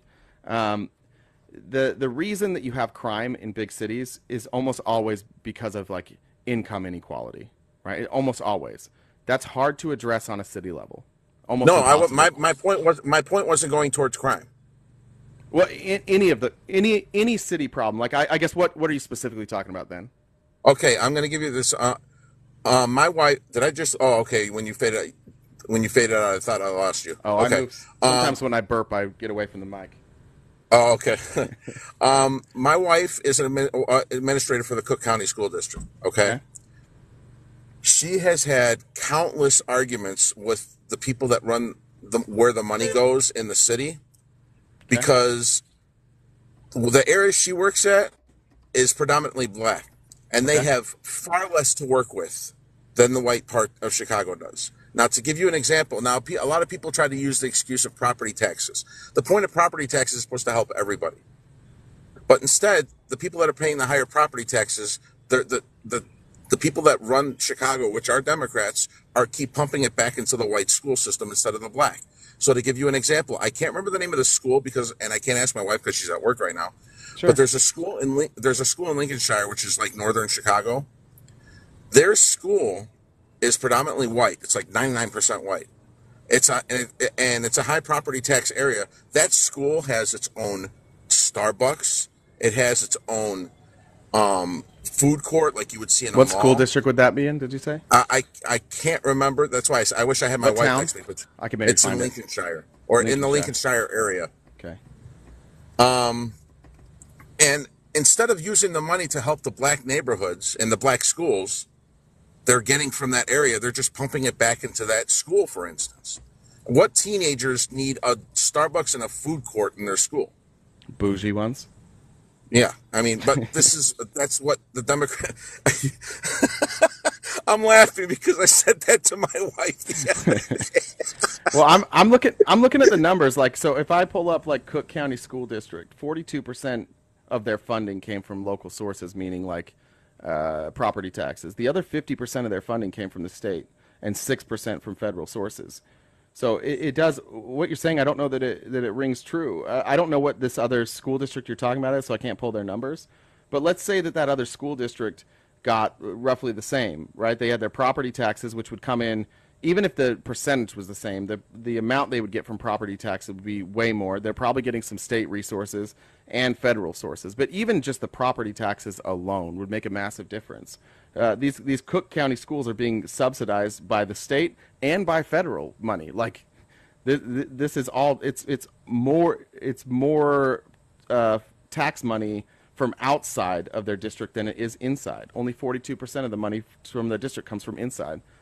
Yes, but I mean, like I said, I wish I had my wife next to me because she would be able to explain. Because like I said, at one point she actually ran the numbers to the city council, and the city council didn't know how to respond to her because she put them on a bad spot, and they didn't. And it got to the point where she even tore into the school, or not the school, the teachers union, because the teachers union wouldn't speak up about it. And okay. So even if all of this is true, if we're talking about funding schools, who's more likely to fund schools? Republicans who are running on abolishing the Department of Education and school choice, or Democrats? You want me my honest opinion? Yeah.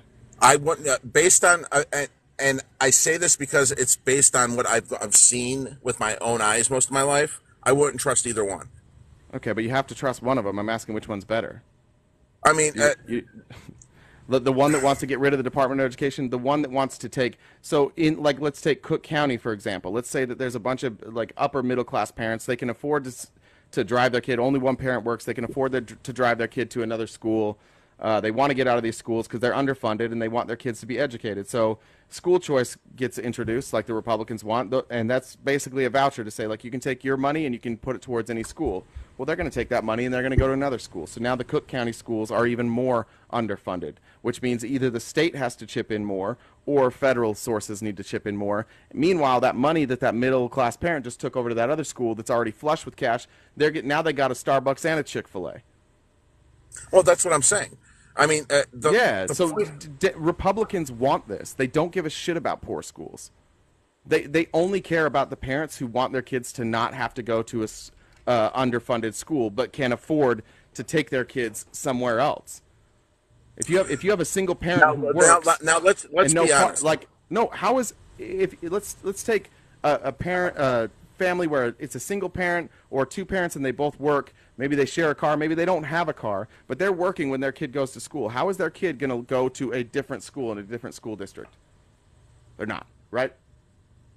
They're stuck. No, I and agree with when you. all the people who can afford to leave the school district leave, they take the funding with them.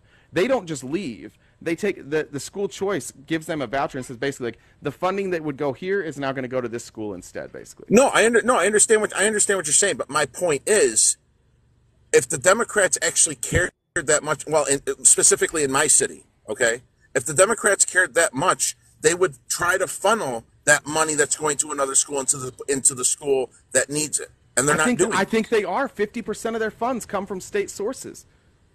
50% of the funding is coming from tax money. It's not, but they're not using it.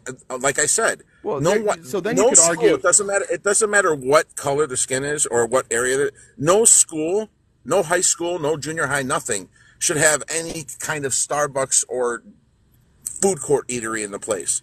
That is millions of dollars that could be distributed to schools that need it. Sure, but if the school has a surplus, they can spend it kind of on whatever they want. But again, what you're talking about is a difference. Like, at this point, when you're talking about administrating the money, I don't really think that's about Republican or Democrat. Even if they are Republican or Democrat in either one of those, you're talking about administrative. Like, you can have shitty administrators no matter what party they are. When you're talking about party, you're talking about the politics, you're talking about the money, you're talking about the funding. The funding here in Cook County School District, it looks like they're getting a lot of state resources, and Republicans want to cut that. So no matter how bad the administrators are, and I trust your wife, like, right? If she did the numbers and she went and she stumped them, they're probably just dumb people. They're probably bad at their job, but that's not Democrat or Republican. That's just dumb people. Well, I'll agree. That's not really policy, right? Like, that's not nothing you're talking about is like having a Starbucks in a school. It's not like Republicans or Democrats want that. Nobody's advocating for that. Oh no, I'm not saying it at Yeah. all. I mean, but this is why I say I call myself independent, because there are Democrat policies that I do support. But I mean, I just, based on what again, and this is a little biased because I see it with my own eyes. I mean, that's why I asked you if you've ever been to Chicago, if you ever stayed there or whatever. Democrats have, I mean, they're destroying our city. I mean, they are. There's a lot of corruption going on. I mean, I don't know if you heard, but Madigan just recently got charged for his corruption for bribery. That's not recently. That was about 2 years ago. But it took them a while to do it when everybody knew he was doing it. I mean, our governors that have been charged have all been Democrats that have been. I mean, it's. Not to mention the fact they want to tax us. But hold on. They would tax us until they would tax us for breathing. What you're doing is you're taking so again, you're mixing up people and policies. I'm with you, dude. There's bad Democrats. There's corrupt Democrats. That happens. But if we're talking about the policies to fix these school systems, we've both agreed the Republicans' policy is way worse. Yes, it is. So why don't you just vote for Democrats that aren't corrupt and then fix the school system? Because at this point, you don't know who is and who isn't anymore. Well, you don't. I mean, Well, you let's don't know be honest. that. I mean, you don't know that about anybody. But that's still not a reason to vote Republican. Are we saying like Republicans aren't corrupt? I could tell you about. I come from a red state. I can tell. I can tell you all sorts of. I can tell you all sorts of problems from my deeply red state of the way that people misuse funds from schools. Oh, I tell you don't. all I don't about trust that. either side. I don't can tell trust you all either about side. the campaign that got rid of the teachers union basically in Utah, where then by the time my mom retired, she'd been lied to so much that her retirement was like half of what she thought it was going to be because they took so much money out of the schools, took so much funding out. They got rid of the unions. They couldn't negotiate better deals, and they just kept getting beaten and beaten and beaten because Republicans wanted to cut taxes more. I mean, Well, either way, there's corrupt people. So you have to look at the policies and say which policies are going to fix this.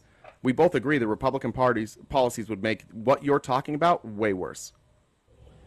If we're talking about policies, though, I mean, for instance, I was it you or somebody else that brought up the 1% earlier? I can't remember. It probably was me. Okay. For instance, our governor in Illinois, and I'm sure you can acknowledge this. One of the biggest things a lot of people on the left, the Democrats, they talk about 1%. Okay. Yeah. Well, if the 1% is a problem, why did you vote a 1%er into as our governor? It's not that this is the misidentification by Republicans. It is not the 1% that is the problem. It is a system that because there's always going to be a 1%. Always. There will always be a top 1%. The problem is that the 1% can hoard money. And when you get to a certain level of money, you can hoard more money. And yeah, Pritzker is a billionaire, and Pritzker I don't believe there should be billionaires. I think that it's a fundamental mistake by our country to allow people to become billionaires. It's our money. We're not mining gold here. We're not going to work and reaping what we sow. This isn't farming, right? The system is corrupt. There is nothing J.B. Pritzker has done where he deserves to be worth, like 300 times the amount of his employees. He's not working harder than them. He's not. The problem fundamentally is that we have a system that allows the rich to hoard money, and it forces our government to inject money into back into the system, which devalues our currency. And why? There's plenty of currency sitting up there at the top. There's plenty of wealth being hoarded at the top that we could move around. Oh no, I understand that. I mean, I agree with that completely. It's just I'm just saying it's like voting for a billionaire. Voting for a billionaire by itself isn't necessarily saying that like we think that that's a good thing. I didn't vote for Pritzker either, but it doesn't mean it's still, even if he advocates for policies that are more fair and the other guy has less money, I would still vote for Pritzker if he's advocating for better policies. Okay, now here you brought up a few seconds ago about vote for the one that you don't think is corrupt, or or something along that line. Okay, sure. When Pritzker first ran for governor, it was literally proven he was caught on tape talking to our previous governor about not our previous governor, the one before him, about possibly buying a seat into office in Illinois. He was literally caught on tape doing that. Yeah, from Blagojevich? Yes. Yeah. I mean, and people still voted for him being corrupt. Now, you talked about policies. Pritzker's literally trying to come up with a way to tax us for driving how many miles we drive per year. Hold on. You're misstating what happened. In fact, you're just wrong on what happened. He told Blagojevich he didn't want a Senate seat. Blagojevich was trying to recruit him to get a Senate seat. Instead, Pritzker said, like, why don't you just make me the treasurer? Right. That's allowed. There's nothing corrupt about that. What's wrong with that?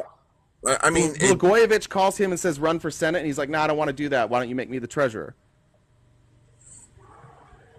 I have to go listen to the audio again to make sure, which I can't do right now, which, by the way, I'm in my car right now. I actually pulled over to the side to talk to you. Yeah, but that's. What's wrong with that? It's an appointment, right? So there's nothing corrupt about that. Like, if it showed that he said, like, I'll give you money if you make me the treasurer, and maybe I missed that part of it, then yeah. But again, what I just wondered, I've had this discussion with everybody today, and I just, it's starting to, honestly, it's starting to bother me. Like, how many times do we have to agree that the Republican policies don't work, and then you just move to the next Democrat that you don't like? Like, are you just, what's the deal here? Why do Republicans... It's not move on to the next Democrat. I've grown up around Democrats my entire life. I understand that, see but what we're they've talking done to about... my states. What do you mean what they did to your states? Chicago's one of the best cities in the country. Actually, Illinois is considered one of the most dangerous. Well, I'm sorry, Cook County is considered one of the most dangerous cities. I didn't say that, but then again, misunderstanding why it's more dangerous. Violent crime and crime in general is because of wealth inequality. Wealth inequality largely can't be addressed on a local level. It's done on a federal level. You're blaming Chicago for things like, the reason that Chicago has these problems is because Chicago was a great city. They got a lot of people to move there. People wanted to be in Chicago. And then wealth inequality got worse. When you're talking about like the golden years of Chicago's, as it was growing in the 30s, 40s, 50s, 60s, 70s, you had a very progressive tax rate. You had a fair tax rate. People in Chicago were able to go work at manufacturing jobs or whatever jobs they had, and they could raise a family on that one job, and they had good retirements. And then Ronald Reagan showed up in the 80s, and Ronald Reagan showed up and he introduced trickle-down economics. And ever since then, the wealth disparity in Chicago and other major cities has gotten worse and worse and worse. That's what you're seeing right now. You're seeing the fruits of trickle-down economics, and you're blaming Democrats without understanding what's happening. The reason this happens in big cities has nothing to do with if it's Republican or Democrat. It has to do with not enough places to live, or places being too expensive, or the wealth disparity between the poor and the rich. That's the one common denominator all these cities have. Salt Lake City, Utah, it's a red city. They are also experiencing these same type of problems. You're seeing massive increases in homelessness, in drug use, in crime. Why? Because Salt Lake City offered and the state of Utah offered a bunch of tax breaks to Silicon Valley, and a bunch of companies moved their headquarters to Utah because they got lower tax rates. And then all these people moved in, the housing prices jumped, that means the price for rent jumped, and wages didn't keep up for the lower class and the middle class, and now you're seeing a bunch of people who don't have places to live. It's not Democrat or Republican. It's wealth inequality. I'm not arguing that there's wealth inequality. I agree with that 100%. Well, so then why wouldn't you vote for the party that is trying to address wealth inequality? They're not. They're not. Yes, they are. Yes, no, they are. They are. The problem is Democrats want to tax people to death. That's okay. No, they don't. They want a progressive system. Yes, they do. They want to tax people. Don't, dude. It's not just the rich. Listen, in my city, okay? In my city, they keep finding another way to tax people. They give us a 10% tax if you play video games. Dude, but that's because you can't pay for anything. Because you're not taxing people enough to pay the bills. When our country was great, when we're talking about when Chicago was built, the top marginal tax rate was 90%. We had a progressive system before. All these great cities, all this innovation, this great economy that we have was built on a progressive tax system. And Ronald Reagan got rid of it, and now we're moving into an oligarchy, and somehow you guys are blaming the wrong people. You're talking about Republicans who want to cut taxes and increase spending. There's no way that's something you should be able to advocate for. It's silly. Are you? Let me ask you this: are you in support of continuing to give money to Ukraine? Oh my God, dude! No, hold on. Because that all has to do with taxes. Hold on, dude.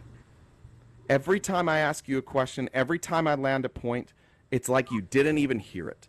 Yes, I did. Okay, then respond to what I said without a question.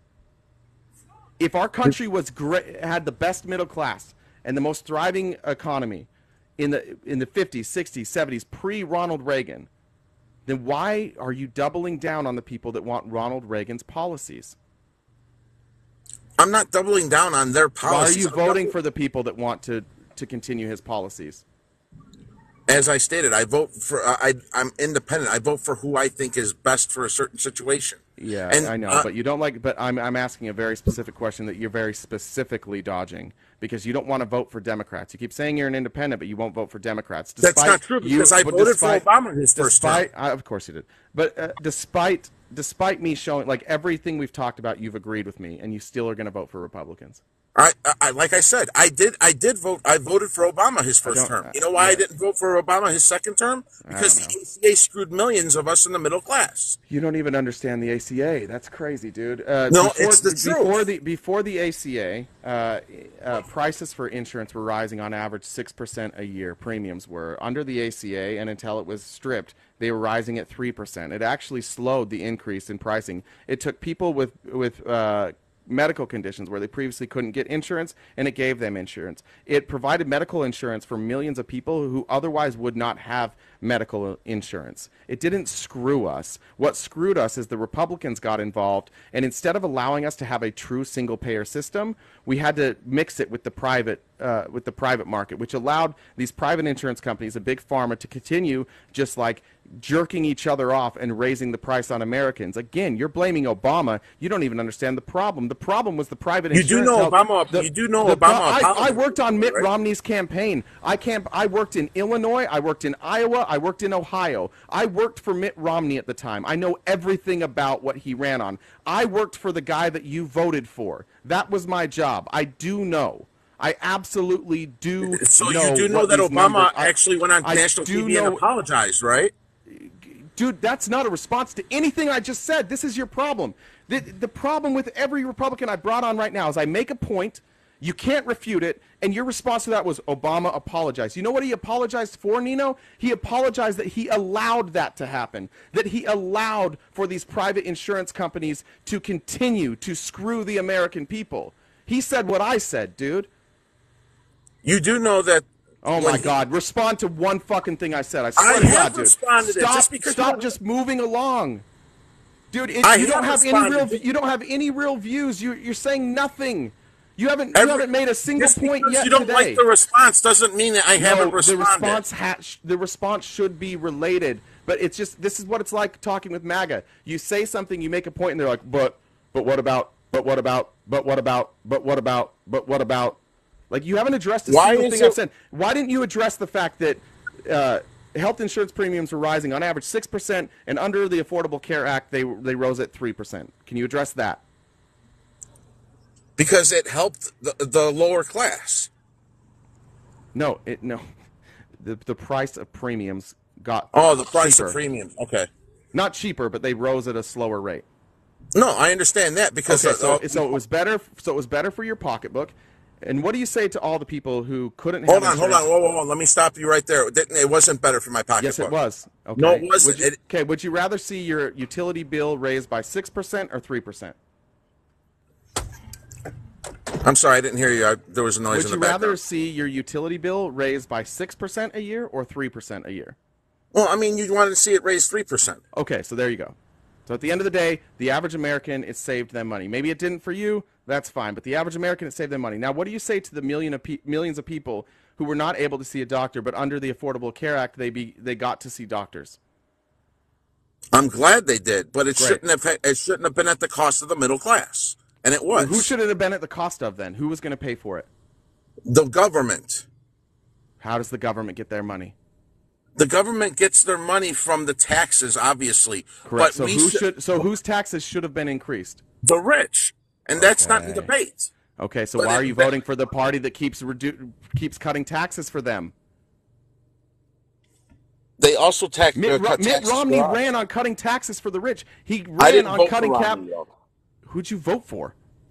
In the second election, I didn't vote for anybody. Okay, great. Of course you didn't vote for Romney. You can't say Romney when you're Trump, even though Romney is 50,000 times the man that Donald Trump is. A much better person, would have been a much better president, much more honest, much better businessman. Everything about Mitt Romney is better than Donald Trump, but you can't say Romney. I'm going to get this point out of the way. Yeah. We didn't vote for Trump because we thought he was this great guy. Everybody knows he's an asshole. No, I don't care. I'm asking why you voted for him now. He sucked. He was a shitty president. He's a shitty person. He tried to overthrow democracy. I don't give a like. I can understand why people wanted to vote for Trump in 2016 over Hillary. I'm fine with that. I understand the idea of an outsider. In fact, when he was elected, I was like, I didn't like him, but I tweeted that night. I'm like, I'm going to give this guy a chance. Like, I really don't like him, but maybe he'll break shit up. Maybe he'll get rid of all the shit that's happening in Washington. He didn't do anything. He didn't even try to get rid of anything in Washington. He didn't do any of that. I have a problem with people who want to vote for him now.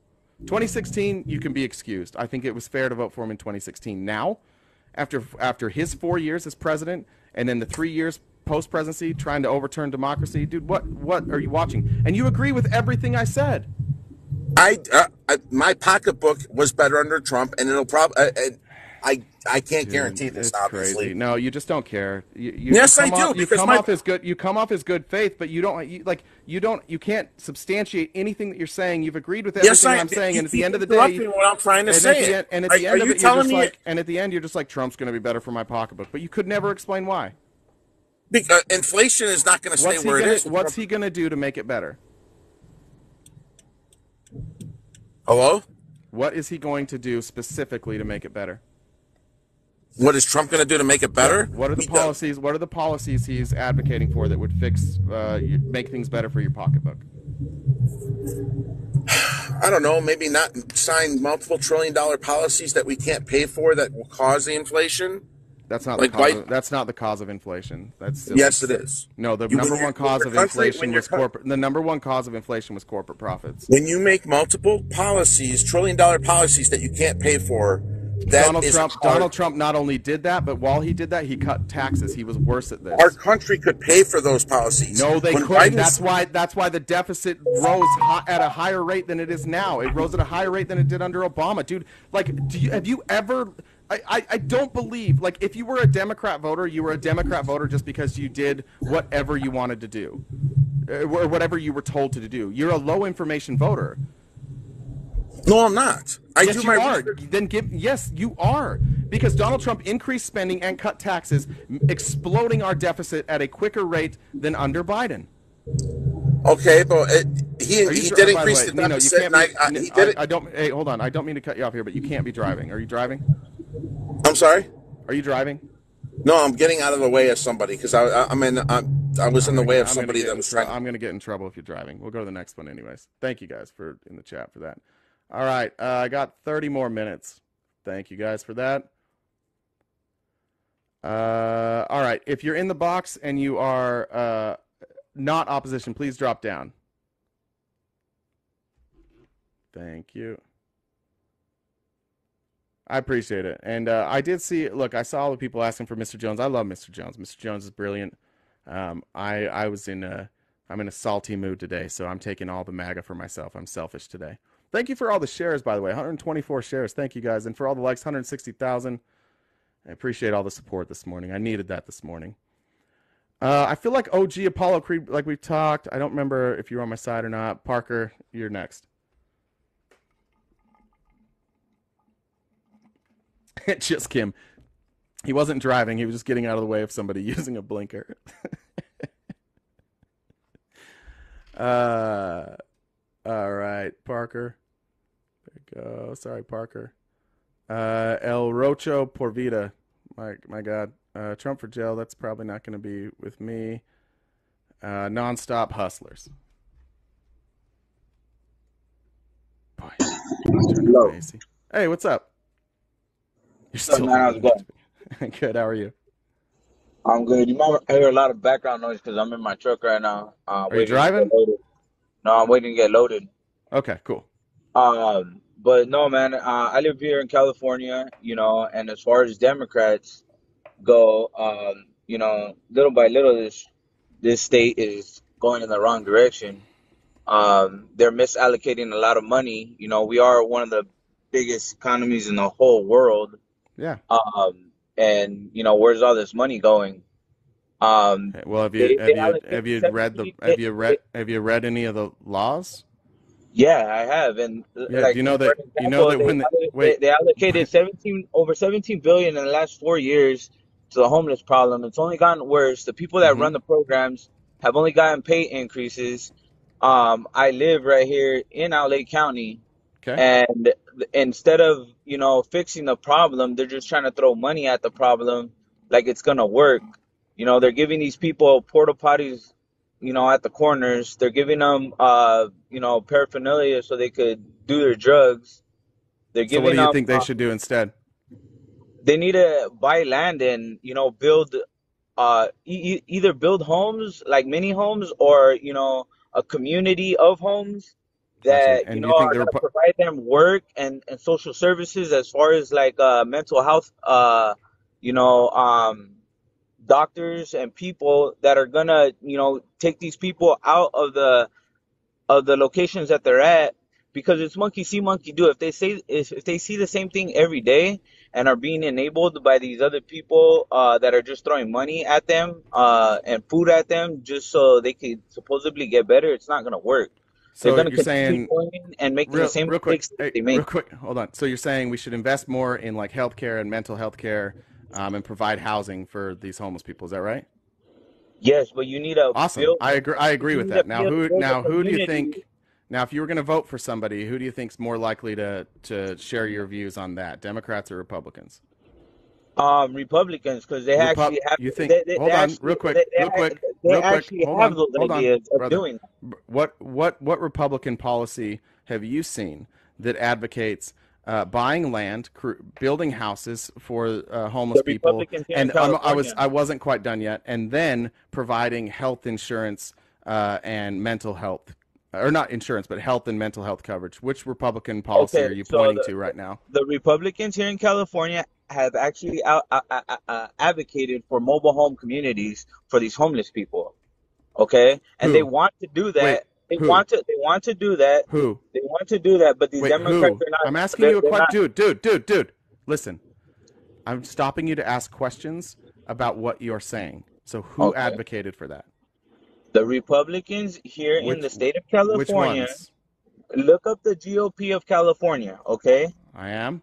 And And who am I looking okay, for? and they have advocated for this, because the homeless problem, the way that these Democrats are trying to solve it, is not working. Okay? So therefore, I actually talked with a person who runs a homeless program, the emergency homeless prevention program, and she actually thinks that that's a good idea, but that they Well, don't want to I do don't it see I for don't see whatever that they reason. did that. I don't see that they did that. I'm looking. I don't see any evidence that Okay, well, the they've. idea definitely didn't come from me.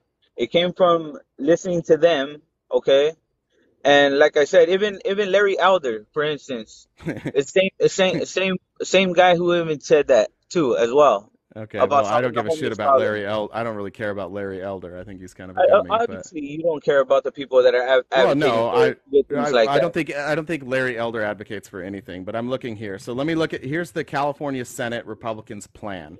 The first thing they ask for is accountability.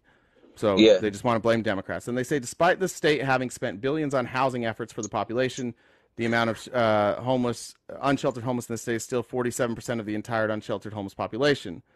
Legislative Republicans have proposed measures to support programs that keep people off the streets and help those in the cycle of homelessness grow beyond the shelter walls.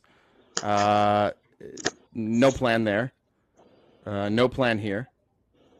Well, you're looking in the wrong places if you're looking at Well, that. I'm sorry. I'm on the senate.ca.gov.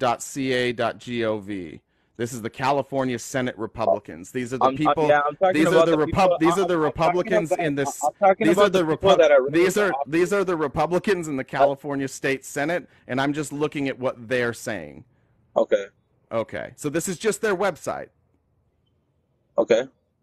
So they're not advocating for. They're literally just complaining. There's no plan anywhere on this website. None. Okay. Yeah. Okay. So I mean, So they have you no so they have no plan. So you can okay. criticize I mean, you can could say you can criticize they have no Democrats. plan You can because you're looking criticize at something Democrats. that's not going to take their plan. Shushies. You can Yeah. criticize Democrats all you want, but they're trying something. And I do agree with you. That's a bad plan. I think that what you have to do, and again, I've addressed this. I think that you have to address wealth inequality, but you have to do that at the federal level. Okay. No, I California mean, doesn't have the no. ability. Actually, California, I no. wasn't You quite don't done. have to do it at Shushies, the. shushies, You don't have shushies, to do that shushies, at the federal shushies, level. You can do that shushies, at the state level. shushies, shushies, It's easy. shushies, You pay shushies, taxes. You shushies, pay your shushies, property tax. You pay your shushies, electricity tax. You pay your fuel tax, shush your damn mouth. and you could. Okay, so I just got to mute you then. Taxes, the overwhelming majority of the taxes that people pay goes to the federal government. The top tax rate in California, I think, is somewhere around like 8%. Somebody can correct me on that. Can look there. Oh, no, it's higher than that, 12%. The top tax bracket for federal tax is 37%. If you're going to address wealth inequality, if you're going to address income inequality, you have to do that on a federal level. Unless you're advocating that California up their state tax like to 20 or 30%, in which case Californians are going to be paying like 60 or 70% taxes. Now, you can unmute yourself now, nonstop. Okay, so we're taxed at a federal level, we're taxed at a state level, we're taxed for every little thing that we purchase, we're taxed for all our utilities at the highest rate of probably any other state. Florida's the highest. If not, we're one of the top states. Florida's the highest, and they're very red. By the way, just was sent this article. Gavin Newsom is giving Sacramento 350 tiny homes for unhoused residents. Democrat Governor Gavin Newsom is doing exactly what you want him to do. And so you're going to vote for Newsom? Doing that in California? Gavin Newsom, right? He's doing what you wanted him to do. Yeah, but he's not doing it in California. Why is he doing it in other states? This dude, Sacramento is in California. What the fuck are you talking about? Oh, I thought you said San Antonio. Sacramento. Okay, but is he building? I guess you're a Gavin Newsom supporter now? No, I'll never be a Gavin Newsom supporter. Never that. No, the Republicans have no plan to fix it. The exact plan that you advocated for, the exact thing you want to get done, Gavin Newsom does it, and no, not you. I can't vote for that guy. Sorry, dude. Well, I have yet to see it. I'm out. That's good. Now, if you can't admit, then out. Let's go El Rocha por Vida. Dar, you got to be able to admit when you're wrong. We got too many people in the box to just keep doing that. No go there. That one's not loading. We'll go next to Chuck M. BBQ. I like some BBQ. Chuck, welcome. Are you opposition? Hey, Chuck, are you opposition? Yeah, can you hear me? Yeah, loud and clear. What's up? Yeah, so just on the topic you were just talking about with the homelessness in California and the homeless rate. First off, I've lived in 16 states, blue states and red states. Every time I'm in a blue state, the homeless rate is ridiculous. Not to say that it's not in the red states as well, because there is a homeless problem in the red states. But California is 12% of the population of the country, and they account for 48% of the homelessness in the country. Yeah, they're huge. They're huge. They're huge. I just went to California in November. One of the saddest things, I went for a wedding. One of the saddest things I had to see going through San Francisco was the amount of homeless people. And it's not, one of the things I can't stand is when people are trying to say that it's, the younger generation that's, not willing to work and stuff. Everybody I saw that was homeless was over the age of 50 years old. There were people out there that were like my father's age, like 75, 80 years old, on the streets, can't afford health care, can't afford, the basics that they need to survive, sitting on the side of the road begging for money, living in tent cities. As far as it goes, I'm independent. I didn't vote Trump. I didn't vote Biden either.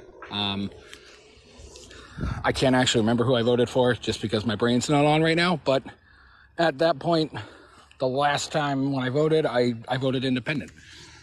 It's the same coin. You're either getting the left or the right, but it's the same coin. They do the same crap. It's not the same coin. That's silly. But it's not really silly. It really is the same No, coin. it is silly. It's a cop-out that people use to not have to take a side on things.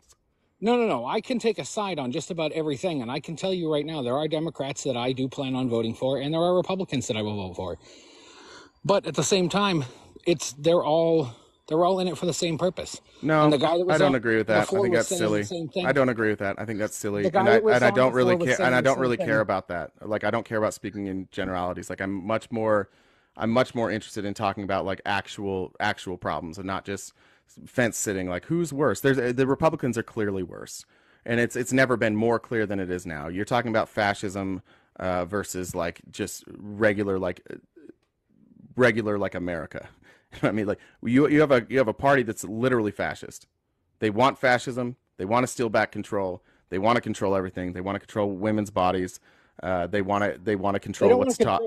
Yeah, no, that's exactly what they want to do. They want to control women's bodies. No, they left it up to the states when they were. Yeah, exactly. Same thing they did with slavery, right? Why did they leave that up to the states in slavery at the beginning? Because there were people who wanted to have control. Really? Yes, so we're all right. So, anyways, no, the states' rights argument is always used when Republicans want to do something bad, and they don't want to admit it on a national stage. So they're like, "We'll just let the states decide." And then, look what happens. Look what happens. All these red states start banning abortion. Surprise, surprise. No, it wasn't about that at all. It wasn't about that at all. Hold on, there's a bus coming. Hold on. No, so. It's not within the purview of the federal government to control those things. It's in the purview of the states. Yes, and then it's with no. Wait, yes, it's not. It is. And then it's within us. Wait, yes, it is.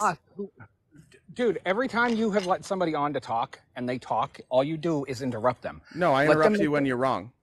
No. Let them make their point before you decide whether or not they're wrong. No, thank you. That's the difference. Well, that's the problem. Well, you want to have a discourse with people, but Chuck, the problem is that you think abortion was a states' rights issue, and you don't like. You're not even going to recognize the funding that went behind these judges, the fact that these judges were handpicked by Christian nationalists, that they gave that list to Trump, that Trump bragged about. This is the list of judges that I'll choose from. That they had loans paid off by these people. That everybody on the Republican Supreme Court seems to be very corrupt and is taking gifts from everybody. And then they suddenly, out of nowhere, after every single one of them promised in front of every single one of them promised when they were in front of Congress, they all said Roe v. Wade was settled. It was precedent. We're not touching it. Every one of them sat there in front of us, the American people. Every one of them sat in front of the American people and lied to it. Well, then act like it. Every one of them sat in front of the American people and lied. And they said, we will not touch Roe v. Wade. It's settled. Every single one of them said that. And then as soon as they had the opportunity, they reversed course and proved that they were liars and proved that money rules everything, especially with the Republican Party. They overturned precedent. It's the same on the Democrat side. Decades of precedent against the will of the American people, so that they could do the will and the bidding of their donors, the people that lined their pockets with money. It's the same thing on the other side. It's the same No, it's thing not. on the Give me left. one example of a Supreme Court give me one example of Democrat Supreme Court justices being funded by a program, that list being handed to the president bragging about using that list, then show me the money. That I wasn't done yet. That's exactly what I just said. You weren't listening because you were talking. Then you've got to show me that these Supreme Court justices, I'm not done. That these same Supreme Court justices were taking money by the very donors who provided the list. And then you have to show me the time those same justices overturned decades of precedents when they had lied before Congress, when they told Congress, no, we will not do this. You done?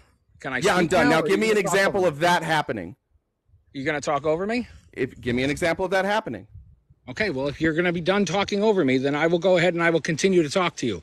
But if you're going to Are you going to give me an example of that happening, or are you just going to keep talking? Shut up and you're going to listen to me. I'm going to ask you for an example. I'm asking a simple question, dude. Are you going to give me an example of that happening? You won't shut up. Are you going to give me an example of that happening? Dude, you can go. You can kiss my ass, man. Just shut me off. You can just give me an example. Dude, now you're going to try to be all nice like you weren't just yelling at me and not letting me fucking speak? Yeah, I was talking over you.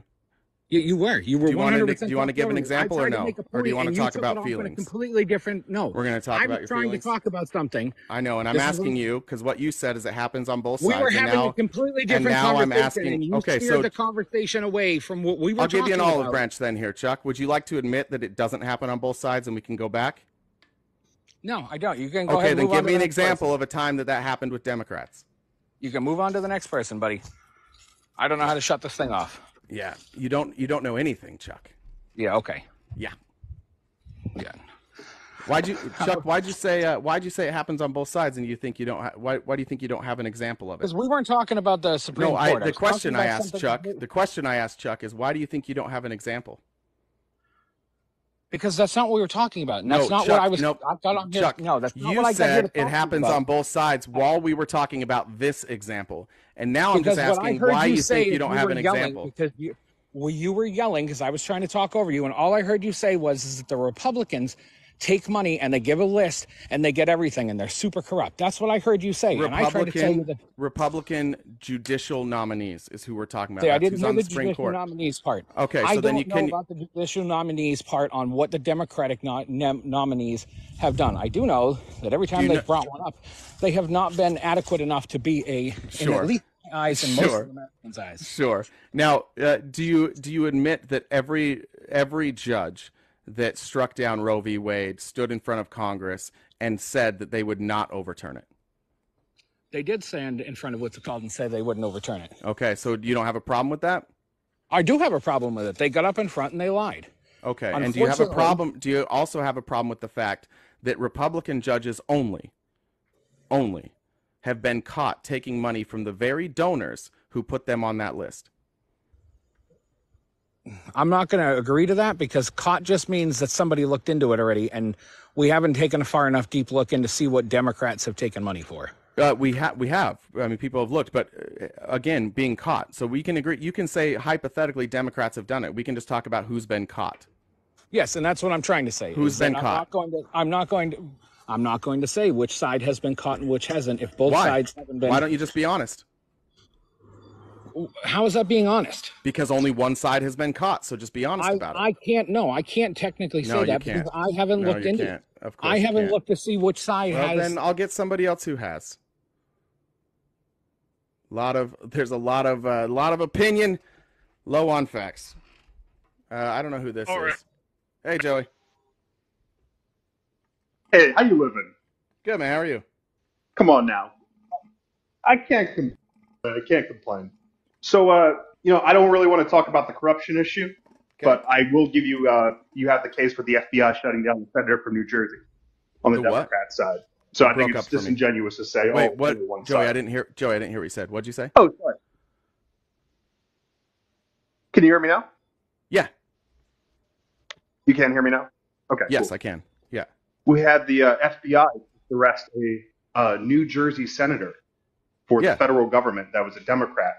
With literal gold bars stuffed in his suit. I've covered this on my stream before, but we were talking about Supreme Court justices. Oh, I'm talking specifically about that Roe v. Wade was overturned by a bunch of rich Christian nationalists. That bought off a bunch of judges, and then those judges lied. And the point was, as I said, that Republicans are trying to control a woman's body, and he said no, they're not. And I said, well, then explain to me why these people stood in front of Congress and lied, and then it turns out that the people that put them on the list who are anti-abortion paid them. Why did they lie, and why did they take the money? As a Republican, I was surprised that they were able to pull it off. I mean, that was a multi-decade long initiative that they pulled off to essentially make sure they got the most pro-life stances in there. The other side of the coin, why lie about it? Why lie about it? Because that's politics. I mean, I don't think anyone's going to sit here and say the judicial branch is not supposed to be politics. It's always been political. I know they've always tried to say. Since when? I mean, I would say it goes all the way back to the Federalists versus the Democrat Republicans. You know what I mean? What if? Yeah, no, I don't know what you mean. But let's look back at the Obama administration when Obama specifically said that the ACA was not a tax, and the court ruled that it was a tax. Yep, and essentially they didn't just do his bidding there, right? My understanding is even some of his appointees didn't back him on that. Was that accurate? I agree. It definitely. Listen, the Supreme Court was right. I actually agree. I disagree with Obama. It definitely was a tax, which is what made it constitutional. Which is funny because Republicans are walking around saying it's not constitutional when their own, like the Supreme Court, including their justices, ruled it constitutional because taxes are constitutional. But again, this has never happened. There's never been an instance in the history of our country where judges stood on the stand in front of Congress, lied directly about the exact same lie, and then voted to overturn it, and were all paid. That's never happened. This is the first time in American history this has happened. It's bizarre to me that Republicans don't recognize the history that's being made by how corrupt their party is. First time in history a former president was indicted. First time in history they were impeached twice. First time in history they were found liable in a civil trial for the sexual assault of a woman. And Republicans just don't give a flying, they just don't give a flying fuck about anything. Reality be damned, we don't give a shit because it's a game to you guys. You have the worst people in office. The worst of the worst of the worst Republicans are at the top of the party. And you guys are just going along with it like it's fine. On the essay, are you talking about Stormy Daniels or is there another case? No, I'm talking about E. Jean Carroll. Okay, gotcha. I haven't read up on that case. I got to read up on it. So it was a civil case. It was a civil case. The jury found him liable not only for defamation, but they also found him civilly liable for sexually assaulting E. Jean Carroll. Okay, gotcha. Yeah, I'll read up on that one. That's crazy. The biggest thing that I haven't heard that. That's wild. No, I haven't. I knew about Stormy Daniels where there was hush money. I didn't know about the SA charge. No. I wonder why I went for civil, not criminal. Because of the statute of limitations. Okay, gotcha. Just, as a Republican, there's just one thing I want to reach out to your audience, and, hopefully you can understand why I will always vote red.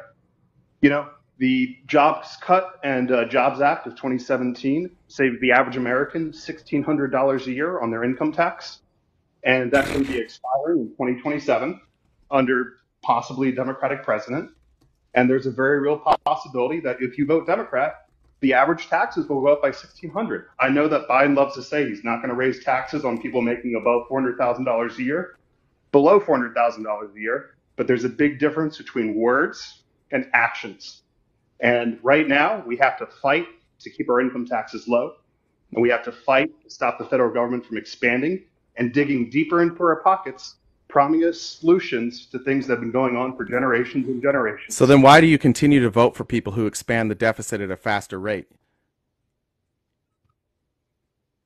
Well, I think there's a big difference between tax cuts versus, expanding social programs. I think they're two I'm not very talking about fundamentally expanding social programs. I'm saying under Donald Trump, the deficit spending increased every single year. Under Obama, it decreased every single year. Under Joe Biden, it decreases every single year. Why do you keep voting for people who are fiscally irresponsible?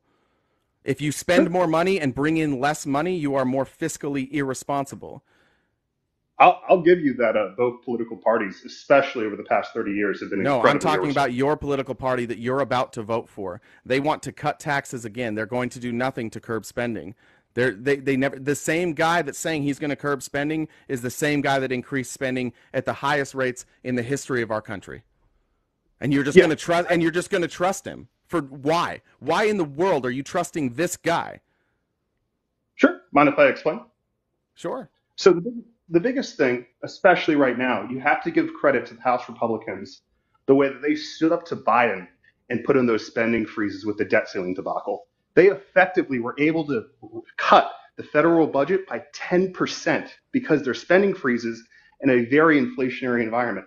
That negotiation is going to save us $1 trillion in discretionary spending over the next decade. $1 trillion.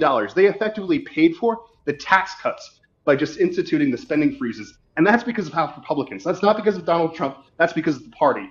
And there are fiscal conservatives within the party, but there's plenty of people who want to go up and become president and buy votes. It's always been like this. And whenever you give the government the power to, they will buy votes. PPP loans, student loan canceling, it's all the same. You're buying votes. Are you talking about the 30%? Yeah, that's what you're talking about? What 30%? Is that what you're talking about? Like the 30% cuts? What are you talking about? 30%. Oh, great question. The spending freezes. So I believe in December of last year when we had the debt ceiling debacle, it probably wasn't December. I think it was March, actually. The House Republicans got Biden and the Democrats in the Senate to agree to discretionary spending freezes for everything except for the U.S. military. And a lot of tax analysts believe it's going to save between $300 billion to $1 trillion, depending on how much we increase spending. after we lift the spending freezes. Okay, these spending freezes were in, it looks like, where were we at? Defense, VA, public health, housing, childcare. So yeah, it's not all spending then, Correct. They did make exceptions. I believe they allowed 3%. So it's just discretionary spending. Correct. Mandatory spending for Social Security and Medicare can't be touched legally. It's a totally different process. Correct. And that's going to require way more. Which you guys are trying to cut that too, right? Absolutely. And I would absolutely. Absolutely. And I hope you guys, I hope you say that louder. 40 years of trickle-down economics, 40 years of cutting taxes and going after entitlement spending. The rich have never been richer. The poor have never been poor. We had the largest transfer of wealth between the middle class and the rich. We have rising homelessness. People can't afford their medical. We have bankruptcies all over this country. People can't afford housing. And you're saying double down on that. This should be the Republican message. Dude, 40 years of trickle economics. This is what trickle-down economics. This is what we have, and you want to double down on this? You want to know why, my friend? Yes, I do want to know why, but I need you to address why we have wealth inequality at an all-time high. The biggest problem with wealth inequality is it looks at the distribution of income. If everyone's wealthy, it's okay if there is an elite core. And you know what? Everybody's not wealthy. That's the problem. The problem is that the incentives and the ability for rich people to get richer has never been easier. The transfer of wealth, the looking the other way as monopolies built and destroyed our country, and giving tax cuts and tax breaks and giving $0 tax bills to all of these billionaires over and over and over again is why we are now. If that's not the case, then please explain to me why this wasn't a problem until after trickle-down economics. It's not working, dude. Hey, it's a great question.